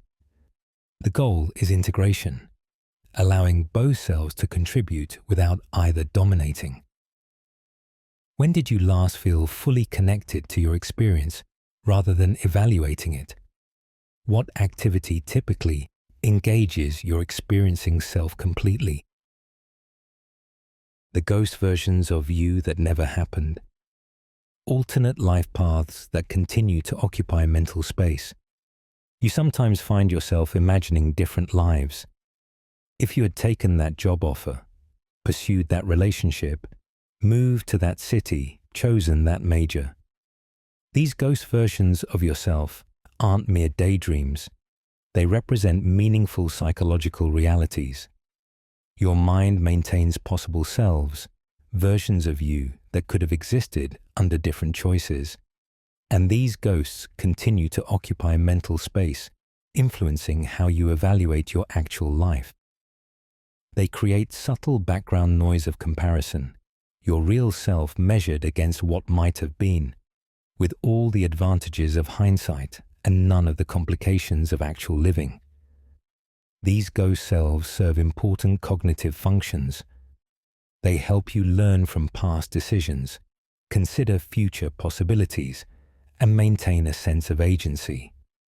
However, when they become overly vivid or frequent, they can diminish satisfaction with your actual path.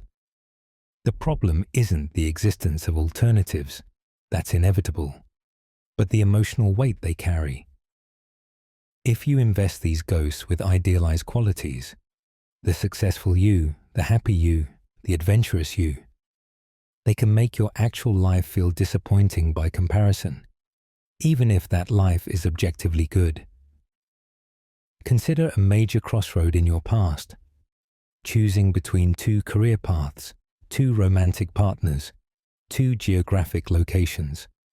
The path not taken becomes a ghost self living that alternative life. With time, this ghost often acquires idealized characteristics because you imagine only the positive aspects of that path while forgetting its inevitable challenges. Your actual path includes both rewards and difficulties. The ghost path exists in imagination, where difficulties can be minimized or edited out. This asymmetry creates unfair comparison. Your complicated reality versus their simplified fantasy.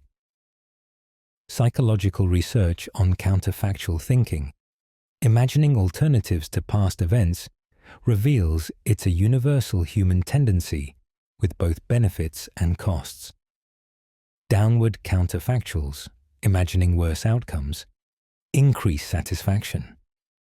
Upward counterfactuals, imagining better outcomes, decrease satisfaction, but may motivate improvement. The ghost selves represent upward counterfactuals. What could have been better? When these become obsessive or accompanied by regret, they erode present contentment. Learning to relate to ghost selves as interesting thought experiments rather than lost realities reduces their emotional impact. Relating differently to your ghost selves involves acknowledging them without granting them undue authority. They represent possibilities, not truths. Your actual path contains unique value precisely because it's yours, with all its particularities and imperfections. The ghost paths, had you taken them, would have developed their own complications and limitations. What if your ghost selves are also imagining you, wondering about the path you took? What might they admire about your actual life that you take for granted? Which ghost self visits you most frequently? And what does it reveal about your current values or unmet needs? Why you underestimate how much life you've lived. The mind's tendency to focus on what's missing rather than what's accumulated. When asked to estimate how much you've experienced or accomplished, you likely underestimate. This isn't false modesty, but a genuine cognitive bias. The brain focuses more readily on unmet goals and unfinished business than on completed achievements and accumulated experience. This goal gradient effect means that as you approach a finish line, your attention fixates on the remaining distance rather than the distance already covered. Applied to life overall, this creates the persistent sense that you haven't lived enough, haven't accomplished enough, haven't become enough, despite evidence to the contrary. Consider your career progression. You might focus on the promotion you haven't achieved rather than the skills you've developed, the projects you've completed, the challenges you've overcome. Or consider relationships. You might dwell on conflicts or disappointments rather than the years of shared history, support given and received, moments of genuine connection. This negative weighting isn't personal pathology, but a feature of human cognition. Your brain evolved to notice problems, potential threats, more readily than successes, evidence of safety. This threat detection bias, while useful for survival, distorts your perception of your life's actual substance. This underestimation has temporal consequences. If you feel you haven't lived much life, time feels scarcer, creating pressure and anxiety. Conversely, recognizing the fullness of your lived experience creates a sense of temporal abundance, even with the same objective time remaining. Research on life review processes shows that when people systematically recount their experiences, especially through writing or storytelling, they often feel surprised by how much they've actually lived. The underestimation occurs because memories remain disconnected until integrated through narrative.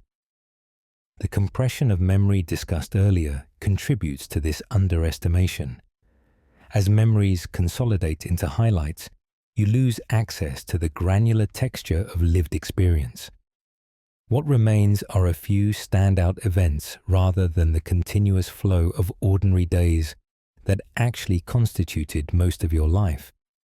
This editing creates the illusion that little happened, when in fact vast amounts of living occurred. Just not the dramatic kind that survives memory consolidation. Your life is far fuller than your memory suggests. You just lack access to most of its content. Correcting this underestimation requires deliberate practices.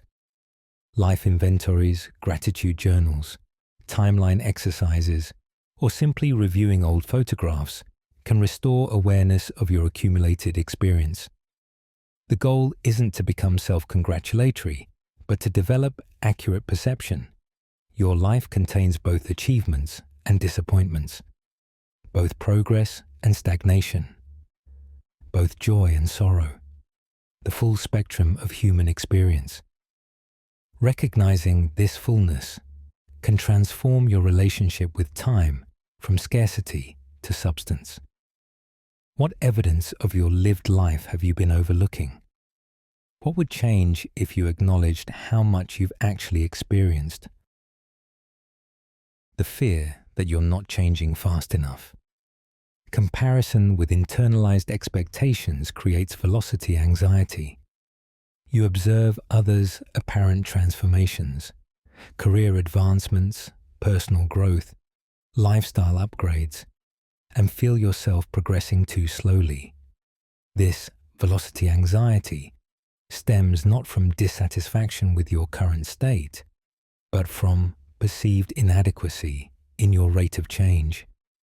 The fear isn't that you're stagnant, but that your evolution occurs at an insufficient pace relative to internalized benchmarks. These benchmarks often combine social comparisons, cultural narratives about success timelines, and personal expectations formed during more optimistic or naive life phases. The resulting anxiety can poison otherwise satisfactory progress. This velocity anxiety particularly afflicts those in self-improvement or creative pursuits. You might be steadily developing skills or building a business, yet constantly feel behind schedule. The problem often lies in unrealistic expectations about linear progress. Actual growth follows irregular patterns, bursts of advancement followed by plateaus, occasional regressions, unexpected detours that later prove valuable. Comparing your nonlinear reality to linear expectations creates perpetual disappointment. Even when objectively progressing well, you feel inadequate because your trajectory doesn't match idealized models. Consider learning a complex skill like playing an instrument or speaking a foreign language. Initial progress feels rapid as you master fundamentals. Then plateaus arrive where effort yields minimal visible improvement. During these plateaus, velocity anxiety peaks. You're practicing consistently but not noticeably improving. The anxiety might cause you to abandon the endeavor just before a breakthrough. Life-scale growth follows similar patterns, years of incremental change that feel like stagnation, punctuated by periods of rapid transformation. Velocity anxiety makes the plateaus unbearable, preventing you from persisting to the next growth phase. Social media exacerbates this anxiety by showcasing others' highlight reels without their plateaus and struggles. You see peers' promotions, publications, or personal transformations without witnessing the uncertainty, effort, or luck involved. This curated exposure creates distorted benchmarks. Everyone else seems to be progressing smoothly while you struggle. Research on social comparison reveals that upward comparisons to those apparently doing better decrease well-being, especially when the comparison target seems similar to you. Velocity anxiety often stems from these distorted comparisons, rather than objective assessment of your progress. Addressing velocity anxiety requires recalibrating your expectations about growth timelines. Historical studies of creative achievement reveal that major contributions often emerge after decade-long incubation periods with little external recognition. Personal transformation similarly requires extended integration periods. Instead of measuring velocity, you might focus on direction. Are you generally moving toward what matters to you, even if slowly? Small, consistent steps often outperform frantic bursts followed by burnout. What if your current pace, however frustrating, is exactly what your particular growth requires? What unrealistic timeline have you been measuring yourself against? The strange relief of accepting impermanence. Letting go of permanence fantasies paradoxically grounds you in the present. You spend considerable energy trying to create stability, predictability, and control, understandable desires in an uncertain world. Yet beneath these efforts often lies an unexamined fantasy that some aspects of life could be made permanent, secured against time's erosion. The strange relief comes when you release this fantasy and fully accept impermanence. This isn't passive resignation, but active recognition. Everything changes, including you, your relationships, your circumstances, your very selves. This recognition, while initially unsettling, ultimately brings profound relief from the exhausting struggle to freeze what cannot be frozen. Consider what you try to make permanent: youthfulness, relationship dynamics, professional status, health, even particular happiness states. These efforts inevitably fail because change is intrinsic to existence. The relief comes not when change stops, it never does, but when you stop fighting its inevitability. This surrender isn't defeat, but wisdom. You align yourself with reality rather than struggling against it. The energy previously devoted to resisting change becomes available for engaging with change creatively. You trade the illusion of control for the reality of participation. This acceptance has neurological correlates. Research on mindfulness and acceptance practices shows they reduce activity in brain regions associated with resistance and struggle, while increasing integration between emotional and cognitive centers. Essentially, accepting impermanence reduces the internal conflict that exacerbates suffering. When you stop arguing with reality, your nervous system calms, even if the external situation remains challenging. The relief is tangible. Less tension, fewer sleepless nights replaying scenarios you cannot change, diminished anxiety about preserving what cannot be preserved.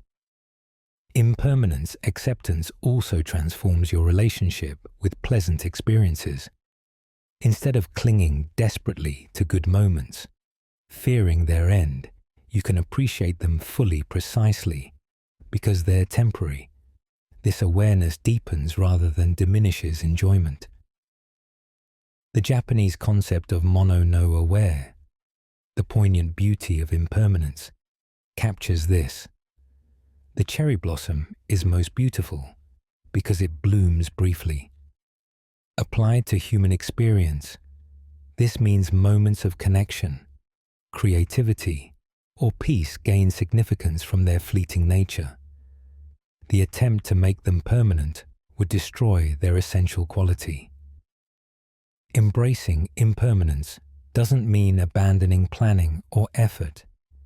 You can work toward goals, nurture relationships, and care for your health while recognizing their temporal nature. The difference lies in attachment. You invest fully without demanding guarantees. This paradoxical stance, engaged yet unattached, reduces suffering when changes inevitably occur. What aspect of your life are you trying to make permanent against its nature? What would change if you embraced its impermanence instead? How might recognizing the temporary nature of current difficulties alter your relationship to them? Why big moments feel shorter? than ordinary days. Heightened emotional states accelerate perception while creating intense memories. You plan for months for a wedding, graduation, or major vacation, anticipating the expansive experience it will provide. Yet when the event arrives, it seems to pass in a blur, leaving you wondering where the time went. Meanwhile, an ordinary Tuesday with nothing special planned can feel like it stretches interminably. This paradox occurs because heightened emotional states, both positive and negative, alter time perception. During intense experiences, your brain processes information so rapidly that subjective time compresses, even while creating memories so vivid they feel elongated in retrospect. Neurologically, this makes sense. During emotionally charged events, your brain releases neurotransmitters like dopamine and norepinephrine that increase processing speed and attention. This heightened processing allows you to take in more information per second, but it also makes those seconds feel subjectively faster. Think of watching a car accident unfold.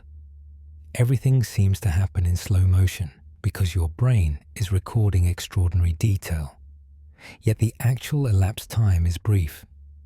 The same mechanism operates during positive peak experiences, though we're less likely to notice the compression because we're absorbed in enjoyment. Consider a concert by your favorite musician. The actual performance might last 90 minutes, but it feels like 30. Yet when you recall the experience later, it seems richer and more substantial than many entire days. This discrepancy reveals the difference between lived duration and remembered substance. Your brain recorded the concert with unusual density because of emotional engagement, creating memories that feel expansive even though the experience felt brief. Ordinary days, lacking emotional peaks, get recorded with less density, making them feel longer in the moment but less substantial in memory. This phenomenon explains why people often feel disappointed after long anticipated events.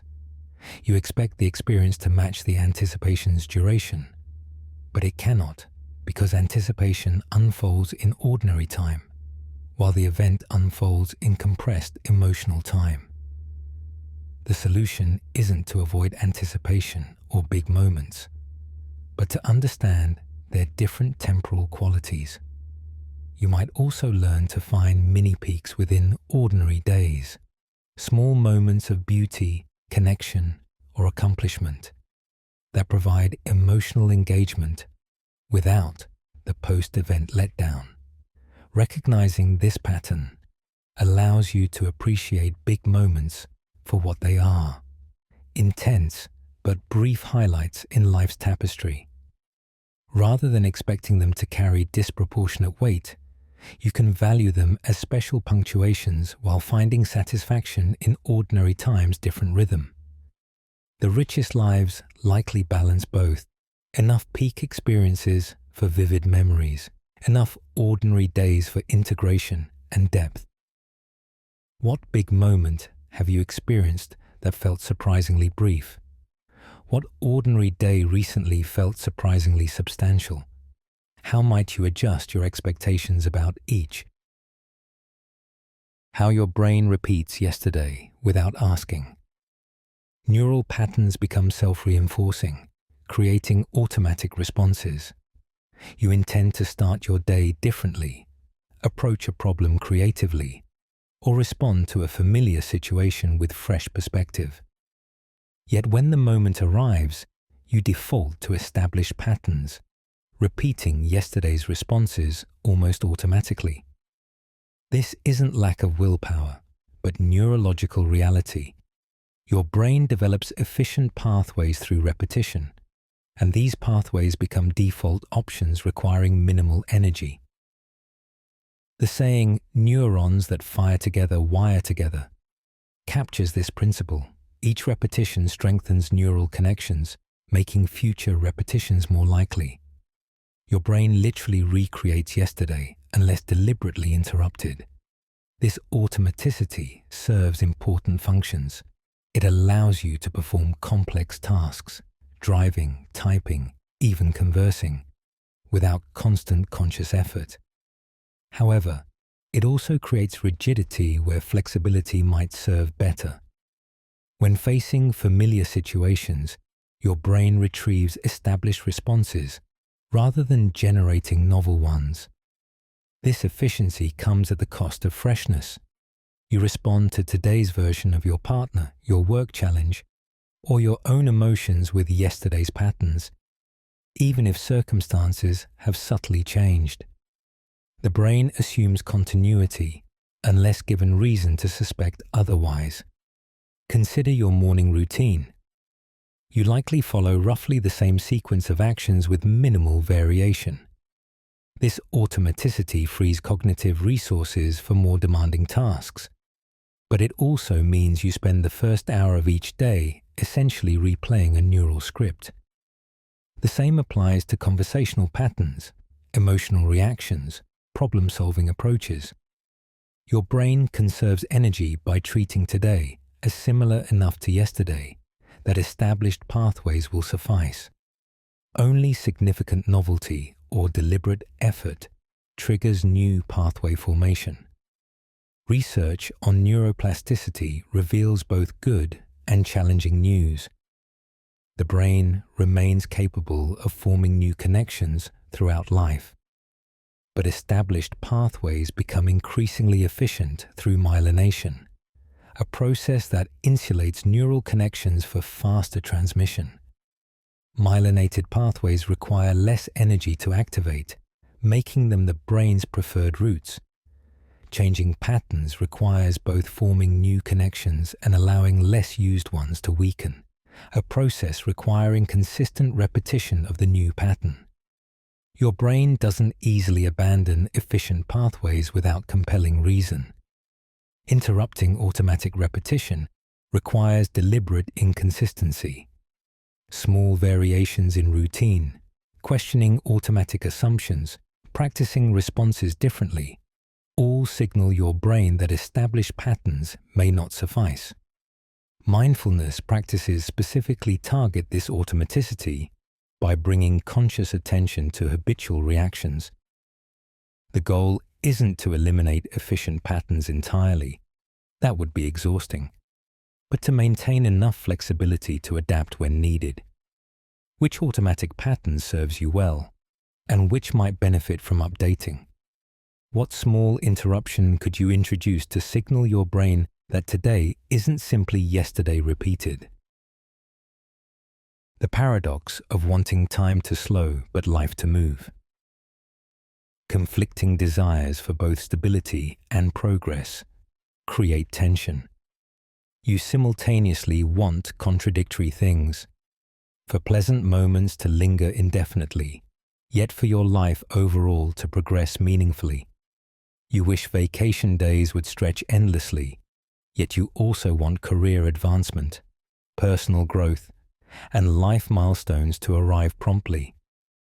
This paradox creates constant low-grade tension as you're pulled between savoring the present and striving toward the future. The tension isn't resolvable in absolute terms. Both impulses are valid human needs, but recognizing the paradox allows you to navigate it with more grace and less self-criticism. This conflict stems from two different relationships with time: being versus becoming. The being orientation values presence, immersion, and acceptance of the current moment. The becoming orientation values growth, achievement, and movement toward future goals.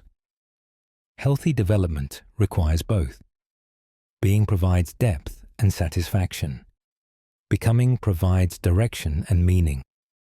Problems arise when one dominates excessively or when you judge yourself for wanting both simultaneously. The art of living well involves learning when to emphasize which orientation, rather than seeking to eliminate either impulse. Consider how this paradox manifests in daily life. During enjoyable leisure time, you might feel guilty for not being productive. During focused work, you might feel anxious about missing present moment joys. This internal conflict wastes energy and diminishes both experiences. The solution isn't to choose one pole permanently, but to allocate time intentionally to each mode.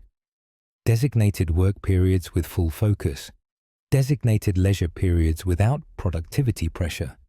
This separation reduces conflict. The challenge comes in transitions, learning to switch modes rather than mixing them incompletely. Cultural narratives often exacerbate this paradox. Consumer culture emphasizes constant progress, newer, better, faster. Mindfulness movements emphasize presence and acceptance. You might feel torn between these competing ideals, judging yourself for failing at both. Recognizing that these are complementary rather than opposing orientations reduces this tension. Presence enriches progress by ensuring it's meaningful rather than frantic. Progress gives presence context and direction. The healthiest approach likely involves rhythmic alternation between modes rather than constant balancing.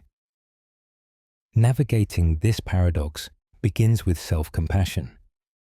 Wanting both time to slow and life to move is human, not flawed. You might then practice discernment. Which orientation does this particular moment call for? Some situations benefit from full presence, time with loved ones, appreciation of beauty. Others benefit from future orientation, planning, skill development. The skill lies in matching mode to context, rather than defaulting to one or vacillating randomly. Where in your life does this paradox create the most tension? How might you allocate time and attention to honor both needs more fully? Why you feel like you're watching life instead of living it? Observer mode emerges when experience becomes overly self-referential. There are moments, perhaps increasing in frequency, when you feel like you're observing your life rather than fully inhabiting it. This sense of detachment differs from depression or dissociation. It's a particular cognitive mode where self-awareness becomes so prominent that it interferes with direct experience.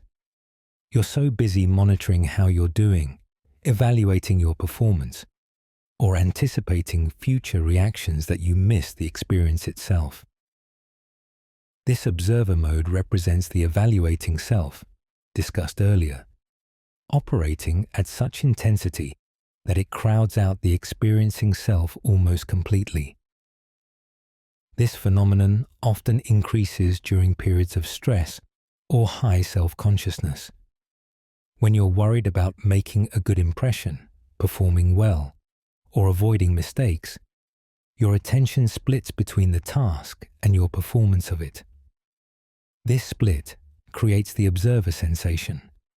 Part of you does the activity, while another part watches and critiques. While some self-monitoring is necessary for learning and social adjustment, excessive monitoring diminishes engagement. You might notice this during conversations, creative work, or even leisure activities. You're there, but not fully there. Consider public speaking as an extreme example. If you're overly focused on how you're being perceived, you might stumble over words despite knowing your material thoroughly. The observer self is hijacking attention that should be devoted to connection with your audience and material. This principle applies to less dramatic situations as well. During a dinner with friends, if you're monitoring whether you're contributing enough or appearing interested enough, you miss the actual conversation. The observer mode prioritizes self-image over experience, creating distance from life itself. Neurologically, This involves overactivation of the default mode network, the brain system active during self-referential thinking. While this network supports important functions like autobiographical memory and future planning, its dominance during activities that require external focus creates interference. Research on flow states shows they correlate with decreased default mode activity and increased integration between brain regions. Essentially, when you're fully engaged, self-conscious observation diminishes. The feeling of watching rather than living indicates default mode overactivity during situations that would benefit from full engagement. Reducing observer mode requires practices that cultivate absorption. Activities that demand complete attention, complex tasks, immersive arts, physical challenges, naturally reduce self-monitoring. Mindfulness practices also help by training you to notice when you've slipped into observer mode and gently return to direct experience. The goal isn't to eliminate self-awareness entirely. That would be problematic, but to prevent it from constantly intruding. When did you last feel fully absorbed rather than self-observing? What activities typically help you shift from observer to participant? The anxiety hidden behind birthdays. Annual markers force evaluation against cultural and personal milestones. Birthdays supposedly celebrate another year of life. Yet for many adults, they trigger subtle anxiety rather than pure celebration. This anxiety stems from the evaluative function birthdays serve, their temporal markers prompting assessment of progress relative to internal and external benchmarks. Each birthday asks implicit questions. What have I accomplished since last year? Am I where I expected to be by this age? How do I compare to peers? These questions, while potentially useful for course correction, often generate more anxiety than insight, especially when benchmarks feel unmet. This birthday anxiety intensifies around decade transitions, 30, 40, 50, when cultural narratives about appropriate life stages become especially loud. These milestones carry weighty expectations. Established career by 30, midlife achievement by 40, preparation for retirement by 50. Even if you consciously reject these timelines, they often operate beneath awareness, creating discomfort when your life doesn't match the template. The anxiety isn't about aging itself, but about perceived failure to meet age-graded expectations. Whether those expectations originated from family, culture, or younger versions of yourself. Consider how you typically experience birthdays. Do you feel celebratory, reflective, anxious, or some combination?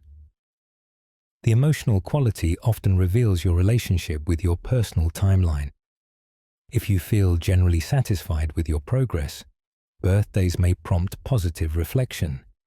If you feel behind or off track, they prompt anxiety. This response isn't fixed. It evolves with your self-concept and life circumstances. A birthday that triggered anxiety at 35 might feel different at 40 if you've made peace with your unique trajectory. Psychological research on social clock theory confirms that people experience stress when their life events don't align with culturally prescribed timelines. This misalignment effect is particularly strong in individualistic cultures with clear success narratives. Interestingly, the stress often diminishes after people pass the deadline without disaster, suggesting the anxiety is more about anticipation than actual consequences. Once you're 31 without the expected career establishment, you adapt to your actual reality, and the 30-year benchmark loses its power until the next milestone approaches. Managing birthday anxiety involves both examining your benchmarks and redefining celebration. You might use birthdays for intentional reflection rather than automatic evaluation. What have I learned this year? What relationships have deepened? What challenges have I navigated? This shifts focus from external achievements to internal growth. You might also create personal rituals that celebrate your unique journey rather than measuring it against standardized timelines. How do you want to relate to your next birthday? What benchmarks deserve examination, and which might be released? How the future feels smaller each year. The horizon of possibilities naturally narrows with accumulated choices. In youth, the future feels vast, open, full of branching possibilities. With each passing year, this horizon seems to contract. This isn't just imagination. It reflects reality. Every choice eliminates alternatives. Choosing a career path closes others. Committing to a relationship reduces availability for different partnerships. Buying a home limits geographic mobility. These choices aren't regrettable. They represent life taking shape, but they necessarily narrow future possibilities. The future feels smaller because it actually contains fewer major branching points than it did when you stood at life's beginning, with everything still undecided. This narrowing follows natural developmental progression. Early adulthood emphasizes exploration and identity formation, trying different roles, relationships, and directions. Middle adulthood emphasizes commitment and specialization, deepening chosen paths, building expertise, cultivating established relationships. Late adulthood often brings integration and contribution, sharing wisdom, mentoring, leaving legacies. Each phase has appropriate focus, but the transition from exploration to commitment involves perceived contraction of future possibilities. What feels like loss is often consolidation, trading breadth for depth, potential for actuality. Consider the difference between being 18 versus 48. At 18, your possible futures include countless careers, locations, lifestyles, and identities. At 48, while new directions remain possible, your established responsibilities, relationships, and identities create constraints. These constraints aren't necessarily negative. They provide structure and meaning, but they undeniably reduce the sheer number of plausible alternate futures. The future feels smaller because you've already lived much of it into existence through accumulated choices. Psychological research on possible selves shows they become both more specific and fewer in number with age. Young adults envision multiple contradictory possible futures. Older adults envision fewer, more integrated possibilities. This reflects both realism, some possibilities become statistically unlikely, and wisdom, focusing energy on achievable directions. The feeling of a shrinking future represents this developmental progression. While initially disconcerting, it can bring focus. Rather than scattering energy across countless possibilities, you concentrate on deepening chosen paths. Embracing this narrowing involves recognizing its gifts along with its losses. A focused future allows deeper investment, mastery, and impact. It also reduces decision fatigue and existential overwhelm. Rather than mourning infinite possibilities, you might appreciate the richness of actualization, the particular life you've created through your choices. Remaining possibilities, while fewer, may be more meaningful because they build upon, rather than abandon your accumulated experience. How has your sense of future possibilities changed over the years? What have you gained through this narrowing as well as lost? Why your mind speeds up when you're unhappy. Stress hormones and rumination create temporal distortion. During periods of anxiety, depression, or chronic stress, time seems to accelerate alarmingly. Days blur together, weeks vanish, and you feel perpetually behind. This acceleration differs from the gentle speeding of routine. It carries a frantic, panicked quality. Neurologically, this makes sense. Stress activates the sympathetic nervous system, releasing cortisol and adrenaline that increase heart rate, quicken breathing, and accelerate cognitive processing. This physiological speeding translates to temporal perception. Your internal clock runs faster, making external time seem to rush by. Additionally, unhappy mental states often involve rumination, repetitive thinking about problems or distress. Rumination creates temporal compression by focusing attention narrowly on particular thoughts, while filtering out environmental stimuli that would provide temporal landmarks. When you're ruminating, you might sit for an hour feeling like minutes have passed because your mind is caught in a tight loop, rather than engaging with the changing environment. This dissociation from external cues distorts time perception, creating the sense that time is slipping away uncontrollably. Consider a period of significant stress in your life, perhaps a work crisis or relationship difficulty. You likely remember it as a blur, with specific days difficult to distinguish.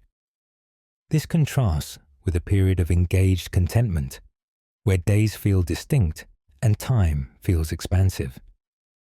The difference lies partly in cognitive load. Stress consumes attentional resources, leaving less available for processing environmental details that normally partition time. Stress also narrows attention to threat-related information, filtering out neutral or positive details that would enrich temporal experience. Research on depression and time perception confirms this acceleration effect. Depressed individuals consistently underestimate time intervals compared to non-depressed individuals, experiencing time as passing more quickly. This isn't merely subjective. It correlates with measurable changes in attention and information processing. The good news is that as mood improves, time perception typically normalizes. This suggests the acceleration isn't permanent, but state-dependent. Understanding this connection allows you to interpret time acceleration during difficult periods as a symptom rather than a reality, reducing additional anxiety about time itself. Addressing time acceleration during unhappiness involves both treating the underlying state and consciously countering temporal distortion. Mindfulness practices can help by grounding you in present moment sensory details, providing temporal landmarks, routine variation. Even small changes to daily patterns can disrupt the blur created by rumination. Most importantly, recognizing that your perception is temporarily distorted can reduce panic about time flying. The acceleration will likely moderate as your emotional state improves. How has your time perception changed during different emotional states? What practices help ground you when time feels frenetic? The real reason nostalgia hurts. Longing contains both appreciation for what was and grief for what's gone. You hear a song from your youth or see a photograph from a past phase of life, and a complex feeling arises. Warmth mixed with sadness, appreciation tinged with loss. This bittersweet quality defines true nostalgia. The hurt isn't about the past itself. Those moments likely contain difficulties you've forgotten, but about recognizing their irrevocable passing. Nostalgia hurts because it simultaneously connects you to positive memories and reminds you that you can never return to them, that those versions of yourself and your world exist only in memory. This emotional complexity serves important psychological functions. Research suggests nostalgia isn't mere escapism, but an integrative process that connects past, present, and future. By remembering valued experiences, you reinforce your identity continuity, extract meaning from your life narrative, and sometimes gain inspiration for future directions. The pain accompanying this process isn't pathological, but evidence of depth. You're capable of appreciating what was while accepting its transience. The hurt signifies care. You wouldn't miss what didn't matter. Consider what typically triggers your nostalgia. Often, it's sensory cues, specific smells, songs, seasonal light. These cues bypass rational filters, accessing memories with emotional immediacy. The sudden vividness contrasts with present reality, highlighting the distance between then and now.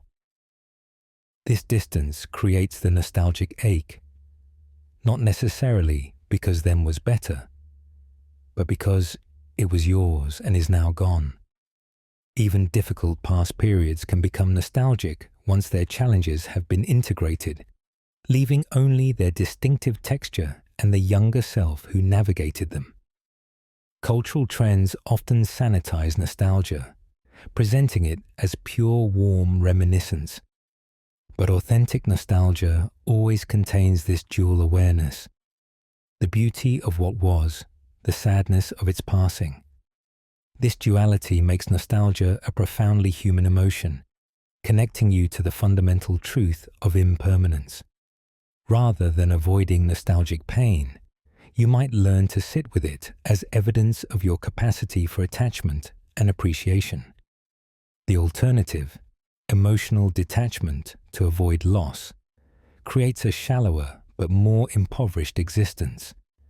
Engaging with nostalgia consciously allows it to serve integrative rather than regressive functions. Instead of using nostalgia to escape an unsatisfactory present, you might explore what valued aspects of the past could inform your present or future. What qualities from that time do you miss? How might you cultivate them now in age-appropriate forms? The hurt of nostalgia, when accepted, can deepen your appreciation for present moments, knowing they too will become memories. What nostalgic memory brings you both warmth and sadness? What does that combination reveal about what you value? The guilt of losing touch with your younger self. Personal evolution creates distance from previous identities. You look at photographs of your younger self, or read journals from earlier years, and a peculiar guilt sometimes arises. You've become someone that younger version might not recognize or approve of. This guilt stems from the natural evolution of identity across time. As you accumulate experiences, develop new values, and adapt to changing circumstances, your perspective shifts.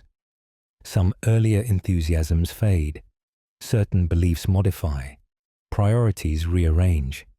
This evolution represents healthy growth, yet it can feel like betrayal of the person you once were, especially if that younger self held strong convictions you've since moderated.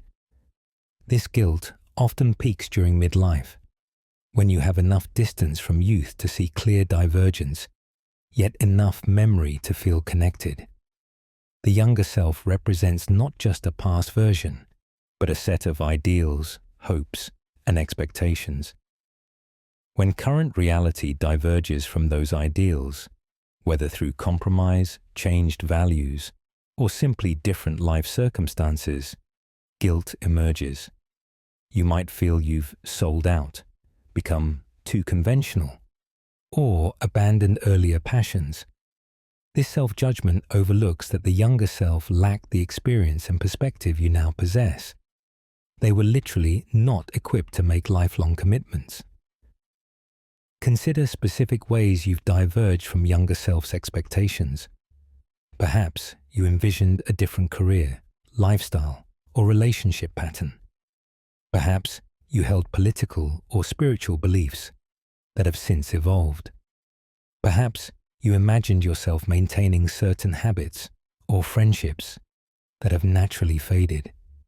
Each divergence represents adaptation to reality, learning from experience, or simply changing as humans do. The guilt assumes the younger self had superior wisdom, when in fact, they had different wisdom, appropriate for their life stage, but incomplete for yours. Psychological research on identity development shows that healthy adulthood involves both continuity and change. Erik Erikson's stages of psychosocial development specifically describe later stages as involving integration of earlier identities. The guilt of losing touch may signal needed integration, reconnecting with neglected aspects of yourself, rather than returning to previous forms. Your younger self's passions, values, or dreams might inform your present in adapted ways, rather than being reinstated literally. This integrative approach respects both continuity and necessary evolution. Addressing this guilt involves compassionate dialogue between your present and past selves. Rather than judging divergence, you might appreciate what each version contributed to your ongoing development. Your younger self brought energy, idealism, and exploration. Your current self brings perspective, realism, and depth. Both are valuable. Neither has monopoly on truth. What might your younger self admire about who you've become, despite the differences?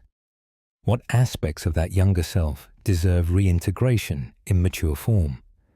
How has your evolution served your growth rather than betrayed your origins? Why you don't notice life changing until it already has. Gradual transformation operates below the threshold of daily awareness. You live through incremental changes, slight shifts in relationships, gradual skill development, slowly evolving perspectives, yet rarely notice the transformation occurring. Then one day you look back and realize how much has changed, how different you or your circumstances have become. This discrepancy occurs because consciousness operates like a spotlight, focusing on what's novel or urgent, while background processes accumulate gradually. Significant change often happens through countless minor adjustments that individually seem insignificant, collectively creating transformation that only becomes visible in retrospect. This principle explains why people often fail to notice their own aging, the gradual cooling of relationships, or the slow development of expertise. Daily mirrors show minimal change. Only comparing across years reveals dramatic difference. Similarly, daily interactions feel consistent. Only reviewing across months or years reveals relationship evolution. Your brain is designed to detect sudden changes, potential threats, more readily than gradual ones. This detection bias served evolutionary purposes, but creates blind spots regarding the slow, meaningful transformations that constitute much of life's actual change. Consider skill acquisition. When learning a language or musical instrument, progress feels frustratingly slow day to day. You practice regularly, but perceive minimal improvement. Then, after months or years, you realize you can now converse or play pieces that once seemed impossible. The transformation occurred through accumulation of tiny neural connections, each practice session creating microscopic changes that eventually crossed a threshold of noticeable competence. Life-scale transformations follow similar patterns. Daily choices and experiences accumulate into significant change visible only from distance. This phenomenon has implications for how you approach personal growth. Impatient for visible transformation, you might abandon efforts that are actually working because progress operates beneath your detection threshold. Understanding that meaningful change often happens gradually and invisibly encourages persistence through plateaus. It also suggests that reflection practices, journaling, periodic reviews, conversation with longtime friends, are essential for noticing change that daily awareness misses. Without deliberate reflection, you might underestimate your own evolution. Embracing this reality involves trusting processes you cannot see moment to moment. Just as you trust that daily hygiene maintains health despite no visible daily improvement, you can trust that consistent practices gradually transform your life even when immediate results seem absent. This perspective reduces frustration with slow progress and increases appreciation for small, consistent actions. What gradual transformation in your life have you only noticed in retrospect? What current gradual change might be occurring beneath your awareness? How might you create practices to notice subtle evolution? The fear of reaching the middle without realizing it. Midlife represents the pivot point between accumulation and distribution. There arrives a period, often between 40 and 60, when you recognize you're likely at life's midpoint or beyond.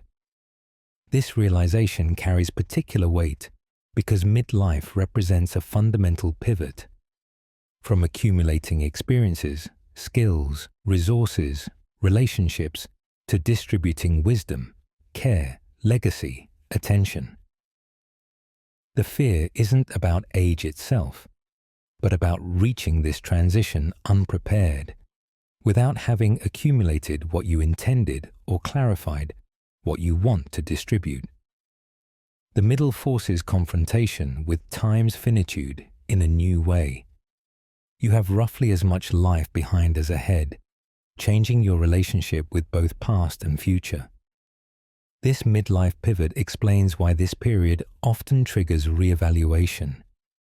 The question shifts from "what can I become?" to "what have I become and what will I do with it?" This shift can be disorienting if you're still operating with accumulation mentality when distribution becomes more appropriate. The fear of reaching the middle unprepared often manifests as frantic attempts to accumulate more, midlife crisis purchases, dramatic career shifts, or as depression about opportunities missed.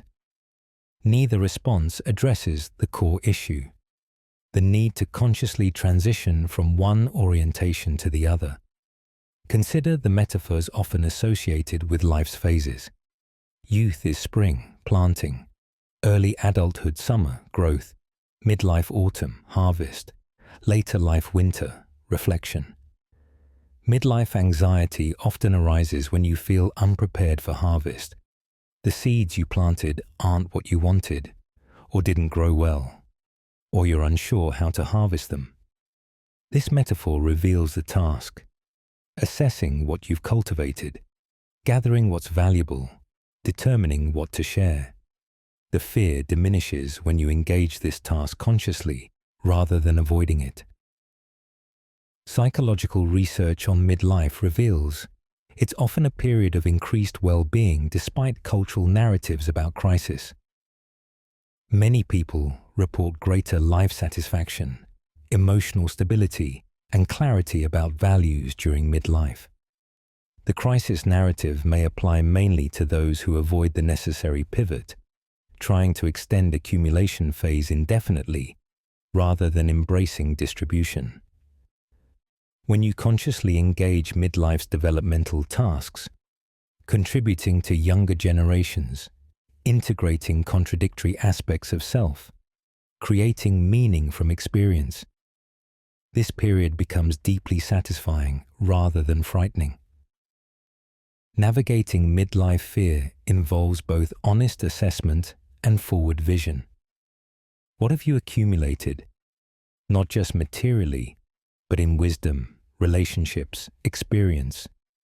What deserves distribution, and to whom? How might your remaining years serve different purposes than your earlier ones?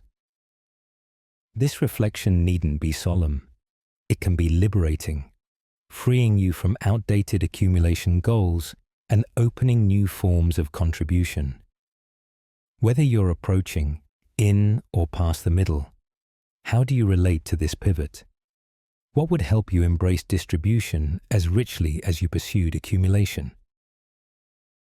Why you cling to memories that never happened that way? Memory is reconstructive, not reproductive, and evolves with each recall.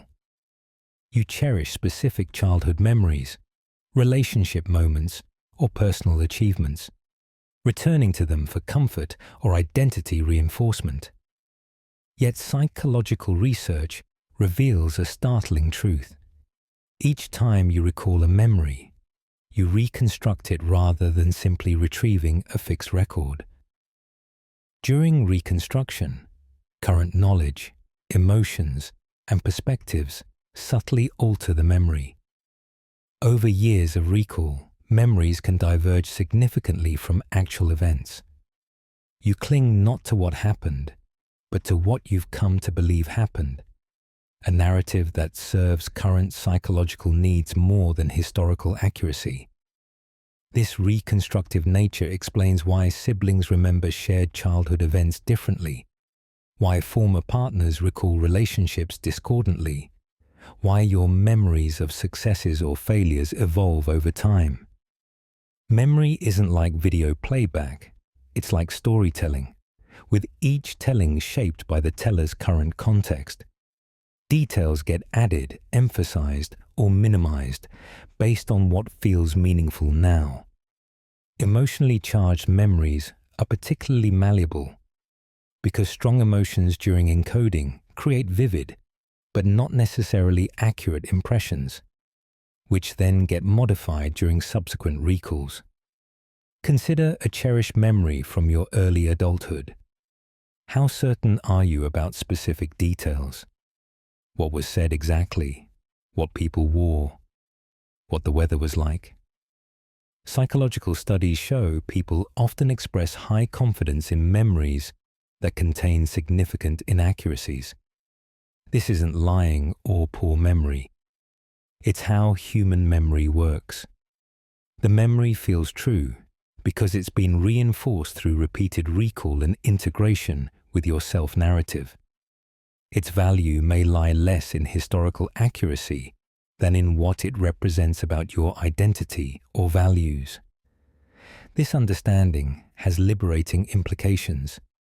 When you notice discrepancies between your memories and others' accounts or objective records, you needn't panic about false memories. Instead, you might explore what function the memory serves. What does believing this version of events provide for you? How does it support your sense of self or worldview? Memories often evolve to maintain coherence with your current identity. Recognizing this allows you to hold memories more lightly, appreciating their meaning while acknowledging their malleability. Embracing memory's reconstructive nature also helps resolve conflicts about the past. Rather than insisting on your version as truth, you might acknowledge that each person reconstructs memories through their psychological lens. This doesn't mean abandoning the past's significance, but relating to it as meaningful narrative rather than objective fact. What cherished memory might have evolved through retelling? How does its current form serve your present self? What might you gain by holding it as meaningful story rather than absolute truth? The secret comfort in knowing nothing stays the same.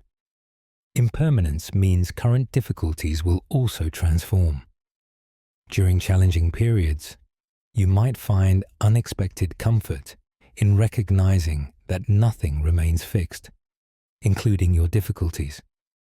This awareness doesn't minimize current pain, but contextualizes it within life's inevitable flux. The same impermanence that makes joyful moments fleeting also ensures painful ones won't last forever. This understanding provides psychological resilience.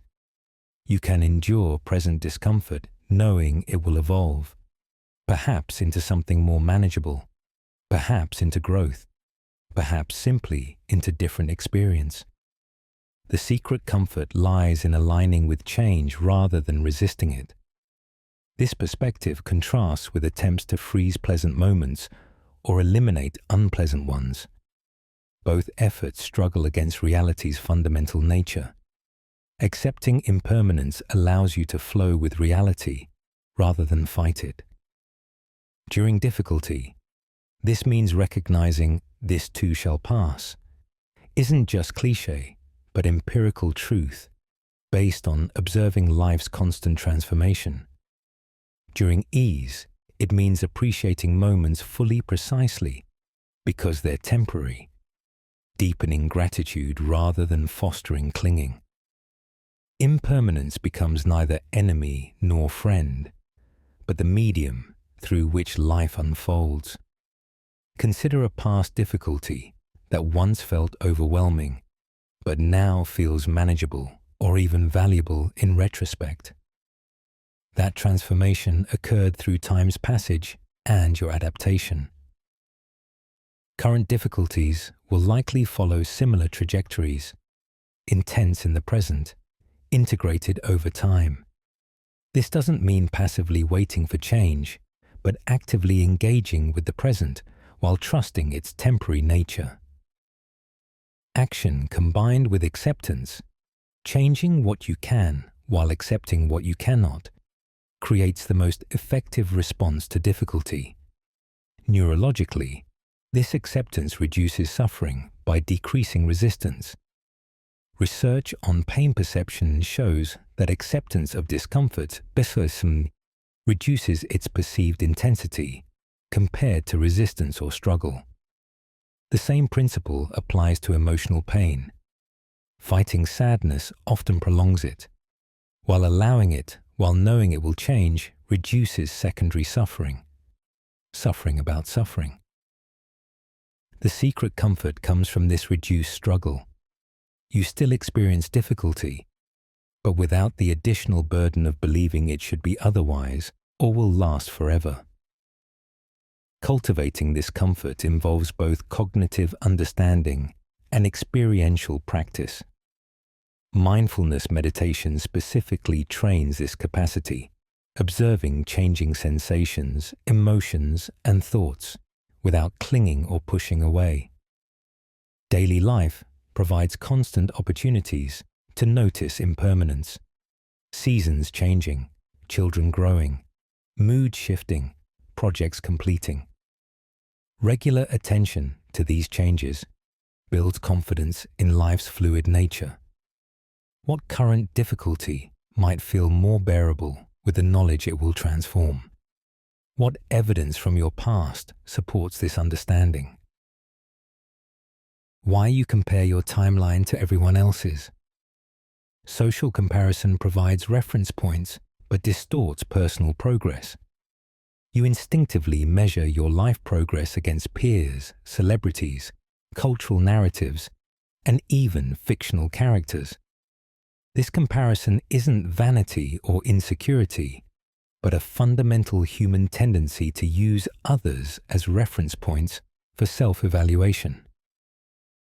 Social comparison theory explains that people have innate drives to evaluate their opinions and abilities, and when objective standards are unavailable, they compare themselves to others.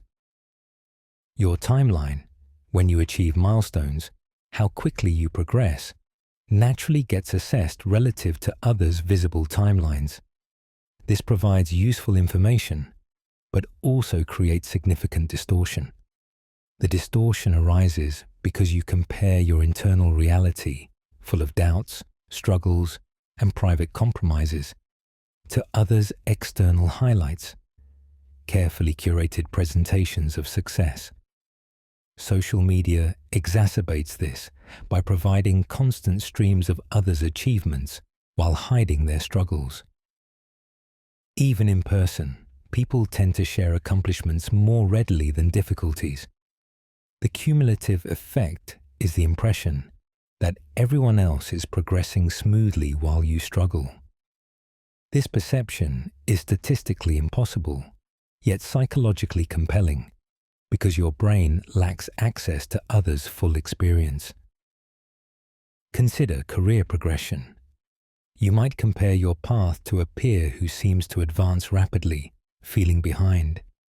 What you likely don't see: their struggles with work-life balance, their doubts about chosen field, their envy of others' different paths. Even if they share some difficulties, you experience your own challenges with visceral immediacy while observing theirs at a distance. This asymmetry makes comparison inherently unfair. Your timeline includes all the behind-the-scenes footage. Others' timelines show only the highlight reel.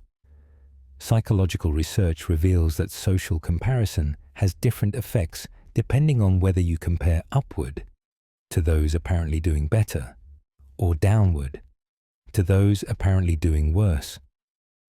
Upward comparison typically decreases satisfaction, but may increase motivation. Downward comparison increases satisfaction, but may decrease motivation. The healthiest approach involves minimizing comparison overall, while recognizing its inevitable occurrence. When comparison happens, you might notice it without granting it undue authority over your self-evaluation. Reducing timeline comparison requires both internal and external adjustments. Internally, you can cultivate appreciation for your unique path, its particular timing, lessons, and unfolding. Externally, you can curate your social inputs, following people who share authentic struggles alongside successes, limiting exposure to highlight reel presentations, seeking communities that value diverse timelines. The goal isn't to eliminate comparison entirely, that's likely impossible, but to recognize it as one perspective among many, not objective truth. Whose timeline do you most often compare to yours? What does that comparison reveal about your values? What might you see if you had their full internal experience? The pressure of living before time runs out, mortality, awareness intensifies evaluation of life choices. As awareness of time's finitude increases, whether through aging, health scares, or loss, you might feel mounting pressure to live fully before opportunities disappear. This pressure represents mortality awareness colliding with cultural narratives about purposeful living. The message, "You only live once," can motivate carpe diem enthusiasm, but also create performance anxiety about living correctly. The pressure isn't just to live, but to live meaningfully, authentically, maximally. Lofty standards that can paralyze as readily as inspire when combined with awareness of diminishing time. This pressure often manifests as frantic bucket list pursuit, dramatic life changes, or conversely, paralysis about making wrong choices. Both responses assume a scarcity model. There's limited time to extract sufficient meaning from life. While time is indeed finite, meaning often arises from depth rather than breadth, from ordinary engagement rather than extraordinary experiences. The pressure to live before time runs out can ironically prevent living fully by keeping you focused on evaluation rather than experience. Am I doing this right? Is this meaningful enough? Should I be doing something else? Consider how you approach leisure time when feeling this pressure. Instead of relaxing into an activity, you might monitor whether it's worth the time, whether you're enjoying it sufficiently, whether there's something more meaningful you should be doing. This meta-evaluation drains presence from the experience. The pressure turns life into a performance for some imagined audience, your future self, your peers, cultural arbiters, rather than an experience for your present self. Living becomes something to achieve, rather than something to inhabit. Existential psychology offers an alternative. Rather than pressuring yourself to live fully, you might accept that life contains both meaningful and mundane moments, both direction and drift. Meaning emerges from authentic engagement with whatever is present, not from checking off predetermined meaningful experiences. Mortality awareness, when integrated without panic, can clarify priorities. What truly matters versus what merely seems urgent. The pressure diminishes when you release the need to optimize every moment and instead trust that a life lived with presence will naturally accumulate meaning. Managing this pressure involves distinguishing between helpful urgency and unhelpful anxiety. Helpful urgency clarifies what matters and motivates action. Unhelpful anxiety creates frantic grasping or paralysis.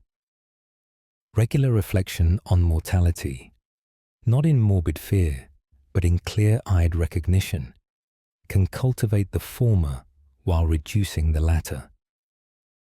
What if living fully means embracing ordinary moments with attention rather than chasing extraordinary experiences?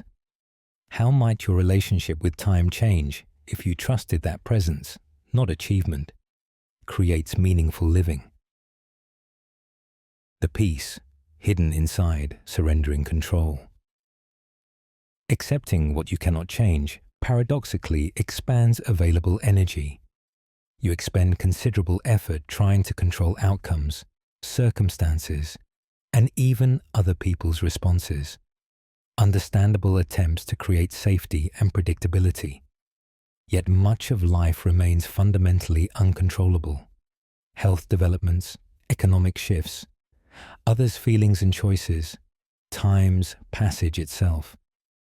The peace comes not when you gain more control, but when you surrender the illusion that control was ever possible. This surrender isn't passive resignation, but active acceptance, directing energy toward what you can influence while releasing struggle over what you cannot. This surrender brings peace because it ends the exhausting conflict between desire and reality. When you accept that some outcomes remain outside your control, you stop wasting energy on futile efforts to force them. This liberated energy becomes available for meaningful engagement with what is actually manageable. Your responses, your attitudes, your actions within your sphere of influence. The peace isn't absence of difficulty, but absence of unnecessary struggle against difficulty's inevitability. You still work toward goals, but without the added burden of demanding guaranteed results. Consider areas where you've struggled for control: a child's life choices, a partner's habits, workplace dynamics, your own aging process. How much energy has been spent trying to shape these according to your preferences? How much peace might emerge from distinguishing between influence, which you may have, and control, which you likely don't? Surrender in this context means focusing on your contribution, while releasing attachment to specific outcomes. You parent thoughtfully, but accept your child's autonomy. You communicate clearly, but accept others' responses. You care for your health, but accept aging's inevitability.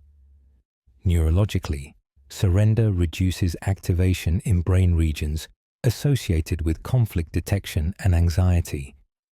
Acceptance practices correlate with increased activity in regions associated with integration and emotional regulation. Essentially, surrendering control reduces the brain's alarm response to situations it cannot change, creating physiological peace alongside psychological peace. This doesn't mean becoming passive or indifferent. It means choosing your battles wisely and engaging them with full presence rather than scattered resistance. Cultivating this surrender involves regular practice, noticing where you're struggling against reality and gently releasing that struggle. Meditation on acceptance, prayer for serenity. Grant me the serenity to accept the things I cannot change, or simply pausing to ask, is this within my control? Can build this capacity. The peace emerges gradually as you reallocate energy from futile control efforts to meaningful engagement. Where in your life are you struggling for control that isn't truly possible? What energy might become available if you surrendered that struggle? Why quiet moments feel the fastest? Minimal stimulation reduces temporal landmarks, making duration vague. You settle into a peaceful afternoon with no obligations, looking forward to expansive leisure time. Yet before you know it, hours have passed with little sense of their movement. This acceleration of quiet time seems paradoxical. Shouldn't empty time feel longer? The opposite often occurs because time perception relies on distinctive events to mark duration. Quiet moments, by definition, contain minimal novel stimulation, few events to partition time into measurable segments. Without temporal landmarks, your brain has difficulty estimating elapsed time, creating the sensation that it passed quickly, despite containing little activity. This phenomenon explains why meditation can feel both timeless and brief. During focused meditation, attention rests on a single object, breath, mantra, sensation, with minimal variation. Without the usual mental chatter and environmental changes that normally mark time's passage, duration becomes vague. A 30-minute session might feel like 5 minutes or 60, depending on your state. Similarly, relaxing in nature without devices or agenda often leads to surprise checking of the watch. Has it really been 2 hours? The quiet allowed time to flow without your usual monitoring. Consider contrasting experiences, waiting anxiously in a quiet room versus enjoying a quiet read. Both involve minimal external stimulation, but the anxious waiting feels interminable because your mind provides internal stimulation, worry, planning, rumination, that creates temporal markers. The enjoyable read absorbs attention, reducing both external and internal markers, making time feel compressed. The difference lies in mental activity. Anxiety creates mental events that mark time. Absorption reduces mental events, allowing time to flow without segmentation. This understanding suggests that if you want to expand quiet time, you might introduce subtle variations rather than seeking complete emptiness. Gentle transitions between activities, noticing small changes in light or sound, alternating focus between different aspects of your environment. These minimal landmarks can help you perceive duration without disrupting tranquility. The goal isn't to fill quiet time, but to provide enough gentle markers to appreciate its expansiveness. Complete emptiness of events makes time disappear perceptually, even if it exists chronologically. Embracing quiet time's peculiar temporality involves releasing expectations about how it should feel. Rather than judging quiet hours as wasted because they passed quickly, you might appreciate the quality of absorption they enabled. The acceleration indicates deep relaxation or engagement, both valuable states. If you desire more perceived duration, gentle mindfulness practices, noticing breaths, bodily sensations, environmental details, can provide subtle landmarks without breaking the quiet spell. When do you most experience time accelerating during quiet? What does that acceleration reveal about your state of mind? How technology warps your sense of time. Digital environments compress attention spans and disrupt natural rhythms. You intend to check email briefly, then find an hour has vanished into digital rabbit holes. This time distortion represents more than poor self-control. It reflects how digital interfaces actively manipulate your perception of time. Technology designers employ psychological principles to capture and hold attention. Variable rewards, like slot machines, autoplay features, infinite scroll, notification systems. These features trigger dopamine-driven feedback loops that make you lose track of time, creating what researchers call time compression or time distortion. Effects specific to digital environments. This warping occurs because digital experiences provide constant novelty, without the natural pauses that mark time in physical reality. Scrolling through social media presents endless new content without transitions. Playing video games offers continuous challenges without natural breaks. Binge-watching eliminates episode endings that would normally signal time passage. Your brain, evolved for environments with natural rhythms, day-night cycles, seasonal changes, task completion signals, lacks internal markers to track time in these artificially continuous environments. Time seems to both speed up during engagement and disappear in memory. Consider the difference between reading a physical book versus browsing online. The book provides tangible progress markers, pages turned, chapters completed, bookmark movement. These physical cues help you track time investment. Online browsing offers few such markers. You can scroll indefinitely without clear indicators of duration. Additionally, digital interfaces often remove clocks or hide them, deliberately reducing time awareness to keep you engaged. This design isn't accidental. It serves platforms' attention economy goals at the cost of your temporal awareness. Research on technology and time perception reveals consistent patterns. Heavy technology users report greater time pressure, more frequent time distortion experiences, and increased difficulty estimating time intervals. These effects aren't merely correlational. Controlled experiments show that using certain apps or interfaces directly impairs time estimation accuracy. The warping isn't neutral. It often leaves you feeling both like you wasted time and like you didn't have enough time. A paradoxical combination that increases stress while decreasing actual productivity or satisfaction. Reclaiming your sense of time in digital age requires conscious countermeasures. Time tracking apps, ironically, schedule digital breaks, browser extensions that limit infinite scroll, turning off autoplay features. These tools can reintroduce temporal boundaries that digital environments remove. More fundamentally, you might cultivate awareness of how different technologies affect your time perception, choosing those that support rather than undermine your temporal well-being. How does your technology warp your time sense? What boundaries could restore healthier temporal experience?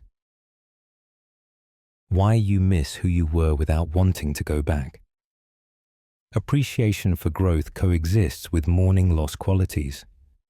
You feel nostalgia for earlier versions of yourself, the energetic 20-year-old, the optimistic new parent, the passionate beginner in your field. Yet you wouldn't actually return to that life phase. This complex feeling represents mature recognition that growth involves both gain and loss. You appreciate who you've become, wiser, more competent, more integrated, while mourning qualities that inevitably faded. Boundless energy, naive optimism, sense of infinite possibility.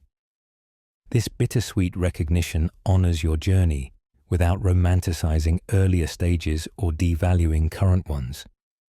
This complexity distinguishes mature nostalgia from regressive longing. Regressive longing imagines returning to earlier simplicity. Mature nostalgia appreciates what was while accepting its necessary passing. You miss aspects of your younger self, while recognizing they belong to a particular developmental phase that couldn't persist indefinitely. The energy of youth often accompanies naivety. The optimism of new beginnings often accompanies inexperience. The passion of discovery often accompanies lack of depth. Growth involves trading one set of qualities for another, both valuable in their context. Consider specific earlier selves you miss. What qualities did they possess that feel diminished now? What challenges did they face that you've overcome? This balanced assessment reveals the trade-offs inherent in development. Your current self likely possesses compensatory strengths, patience instead of impetuousness, perspective instead of naivety, depth instead of breadth. The missing isn't for the whole earlier package, but for particular elements that your current life phase makes less accessible. Recognizing this specificity reduces the sense of overall loss. Psychological research on lifespan development confirms that different life stages optimize different capacities. Young adulthood emphasizes physical vigor, cognitive speed, and exploratory energy. Middle adulthood emphasizes emotional regulation, expertise, and integrative thinking. Later adulthood emphasizes wisdom, meaning-making, and legacy. Each stage has characteristic strengths and limitations. Missing earlier strengths while appreciating current ones represents accurate perception of these trade-offs rather than dissatisfaction with your present stage. Integrating this missing involves both gratitude for growth and mourning for what's faded. Rather than suppressing either response, you might allow space for both. Appreciating your current capacities while acknowledging what you've left behind. This integration can inform how you live now, perhaps cultivating some youthful qualities in mature forms, playfulness, curiosity, while fully embodying your current stage's strengths. Which earlier self do you miss most? What qualities from that self could you cultivate in current form? What current strengths compensate for what's faded? The realization that every season is short. Life phases that feel endless while experienced prove brief in retrospect. While living through challenging phases, demanding parenting years, stressful career periods, difficult health episodes, you might feel they'll never end. Yet in retrospect, even extended phases seem surprisingly brief. This discrepancy between lived duration and remembered length reveals a fundamental truth. Every life season is shorter than it feels while you're in it. Childhood felt endless to the child, but brief to the adult. College years stretched ahead endlessly, but now seem like a blink. Even decade-long career phases eventually feel condensed in memory. This realization carries both consolation and urgency. The consolation: difficult periods will pass, no matter how interminable they feel. The urgency: precious phases will also pass, regardless of how permanent they seem. This dual awareness helps you endure challenges while appreciating blessings. The parent overwhelmed by young children can remember, "This too shall pass," while also recognizing this won't last forever, motivating fuller presence.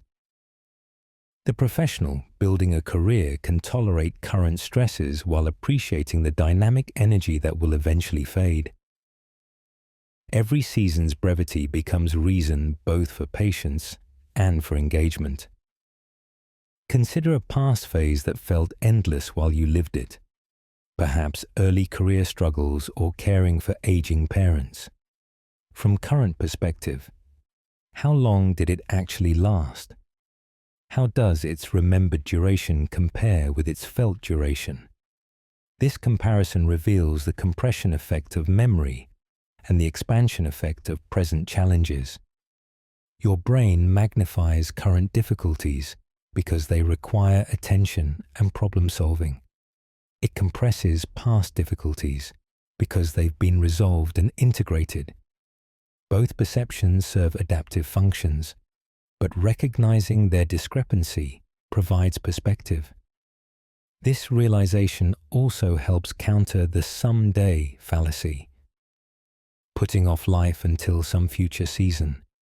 If every season proves brief, waiting for the right season means missing the current one's unique opportunities.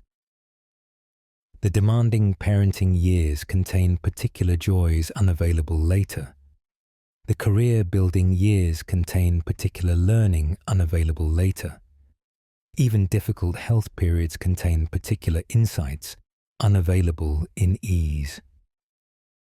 Recognizing each season's brevity encourages extracting its particular gifts rather than wishing it away or delaying life until it passes.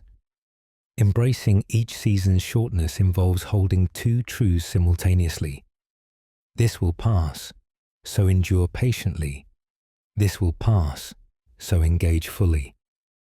This balanced stance reduces both suffering, through perspective, and regret, through presence. Regular reflection on past phases' actual duration compared to their felt duration builds this perspective. What current phase feels endless? How might its eventual brevity inform your relationship to it? What unique opportunities does this phase contain that won't be available in the next? The fear that you're living too fast to remember. Velocity of experience compromises integration and recollection. You pack your schedule with experiences, travel, learning, and social engagements, living fully by any external measure. Yet you sometimes fear you're moving too quickly to actually absorb or remember what you're living. This fear has neurological basis. Memory consolidation requires downtime, particularly sleep, to process experiences into lasting memories. When you move constantly from one experience to another, without integration pauses, you create rich experiences but poor memories.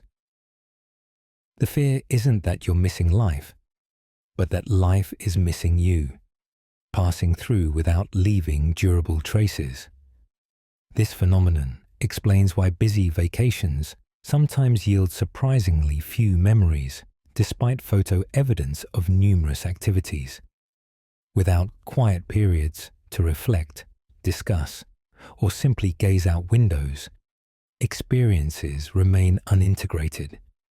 Your brain needs both encoding, experiencing, and consolidation, processing phases. Modern life often emphasizes encoding, while neglecting consolidation. You collect experiences like souvenirs, but lack the mental space to arrange them meaningfully. The result is a paradoxical sense of both fullness and emptiness. Your life is full, yet you feel empty because little has been integrated into your ongoing narrative. Consider the difference between reading a book quickly versus slowly, with reflection. The quick read might cover more pages, but the slow read with pauses for thought creates deeper understanding and longer retention. Life experiences follow similar principles. A weekend with planned activities every hour might feel productive, but yield blurry memories. A weekend with fewer activities and more space between them might feel less productive, but yield clearer, more integrated memories. The velocity of experience affects not just enjoyment, but memorability and meaning-making. Research on memory consolidation confirms that spacing and sleep are crucial for transforming experiences into lasting memories. During sleep, the hippocampus replays daily experiences, transferring them to long-term storage and integrating them with existing knowledge. Without adequate sleep or wakeful rest, this process gets disrupted. Similarly, without wakeful reflection, moments of quiet contemplation, journaling, or conversation about experiences, they remain disconnected fragments rather than becoming part of your life story. The fear of living too fast recognizes this disruption before it becomes full reality. Addressing this fear involves building integration time into your life rhythm. Scheduled empty spaces between activities, regular reflection practices, adequate sleep, and occasionally saying no to worthwhile experiences to protect processing time. These choices prioritize memory and meaning over mere accumulation. The goal isn't to live slower necessarily, but to live with appropriate rhythm. Experience followed by integration. Encoding followed by consolidation. What in your life currently moves too fast for proper integration? What practices could create more space for experience to become memory? How accepting mortality makes time feel fuller. Finitude awareness can shift attention from quantity to quality of moments. The ultimate paradox. Recognizing time's absolute limit, your mortality, can make the time you have feel more substantial rather than more scarce. This counterintuitive effect occurs because finitude clarifies value. When time feels infinite, any moment can be wasted because there's always more. When time feels finite, each moment becomes precious precisely because it's limited. Mortality acceptance doesn't mean morbid preoccupation with death, but clear-eyed recognition that your days are numbered, shifting attention from how much time you have to how you inhabit the time you have. This shift transforms your relationship with ordinary moments. Instead of rushing through routine to reach special occasions, you might find depth in the routine itself. Instead of postponing life until ideal conditions, you might engage fully with current conditions. Mortality awareness, when integrated without panic, functions like a lens focusing sunlight. It concentrates your attention, intensifying your experience of whatever is before you. The fullness comes not from adding more activities, but from bringing more presence to whatever activities fill your numbered days. Consider how you approach time when acutely aware of limitation, perhaps before a major trip or during a health scare. Ordinary moments gain significance. Routine interactions feel precious. Simple pleasures become vivid. This intensity isn't sustainable constantly, but periodic reminders of mortality can infuse ordinary time with similar quality. The practice isn't to dwell on death, but to periodically remember life's finitude, allowing that remembrance to clarify what truly matters in this day, this hour, this conversation. Psychological research on terror management theory reveals that mortality awareness can trigger either defensive denial or increased meaning-seeking. Which response dominates depends on how mortality is framed and integrated. When mortality is accepted as natural rather than feared as threat, it tends to increase appreciation for life's simple gifts, deepen relationships, and clarify priorities. The key is regular, gentle remembrance rather than sudden, traumatic confrontation. This integrated awareness creates what philosophers call authentic existence, living with clear recognition of your temporal boundaries. Cultivating this acceptance involves both reflection and practice. Reflection might include reading works that address mortality wisely, contemplating the natural cycles of life and death, or having honest conversations about aging and finitude. Practice involves bringing that awareness into daily life. pausing occasionally to remember. This moment won't return, making choices aligned with what truly matters, releasing trivial concerns. How might your relationship with today change if you fully accepted it as one of a finite number? What would you attend to more carefully? What would you release? The final words settle gently now, like leaves finding their place on forest floor. You have traveled through time's paradoxes, its speed and stillness, its compression and expansion, its relentless forward motion that carries both loss and possibility. These understandings don't stop time's passage, but they change your relationship with its flow. You see now how your mind shapes time, even as time shapes your mind. The fear that brought you here, time passing too fast, transforms from enemy to teacher, showing what matters, what lasts, what deserves your finite attention.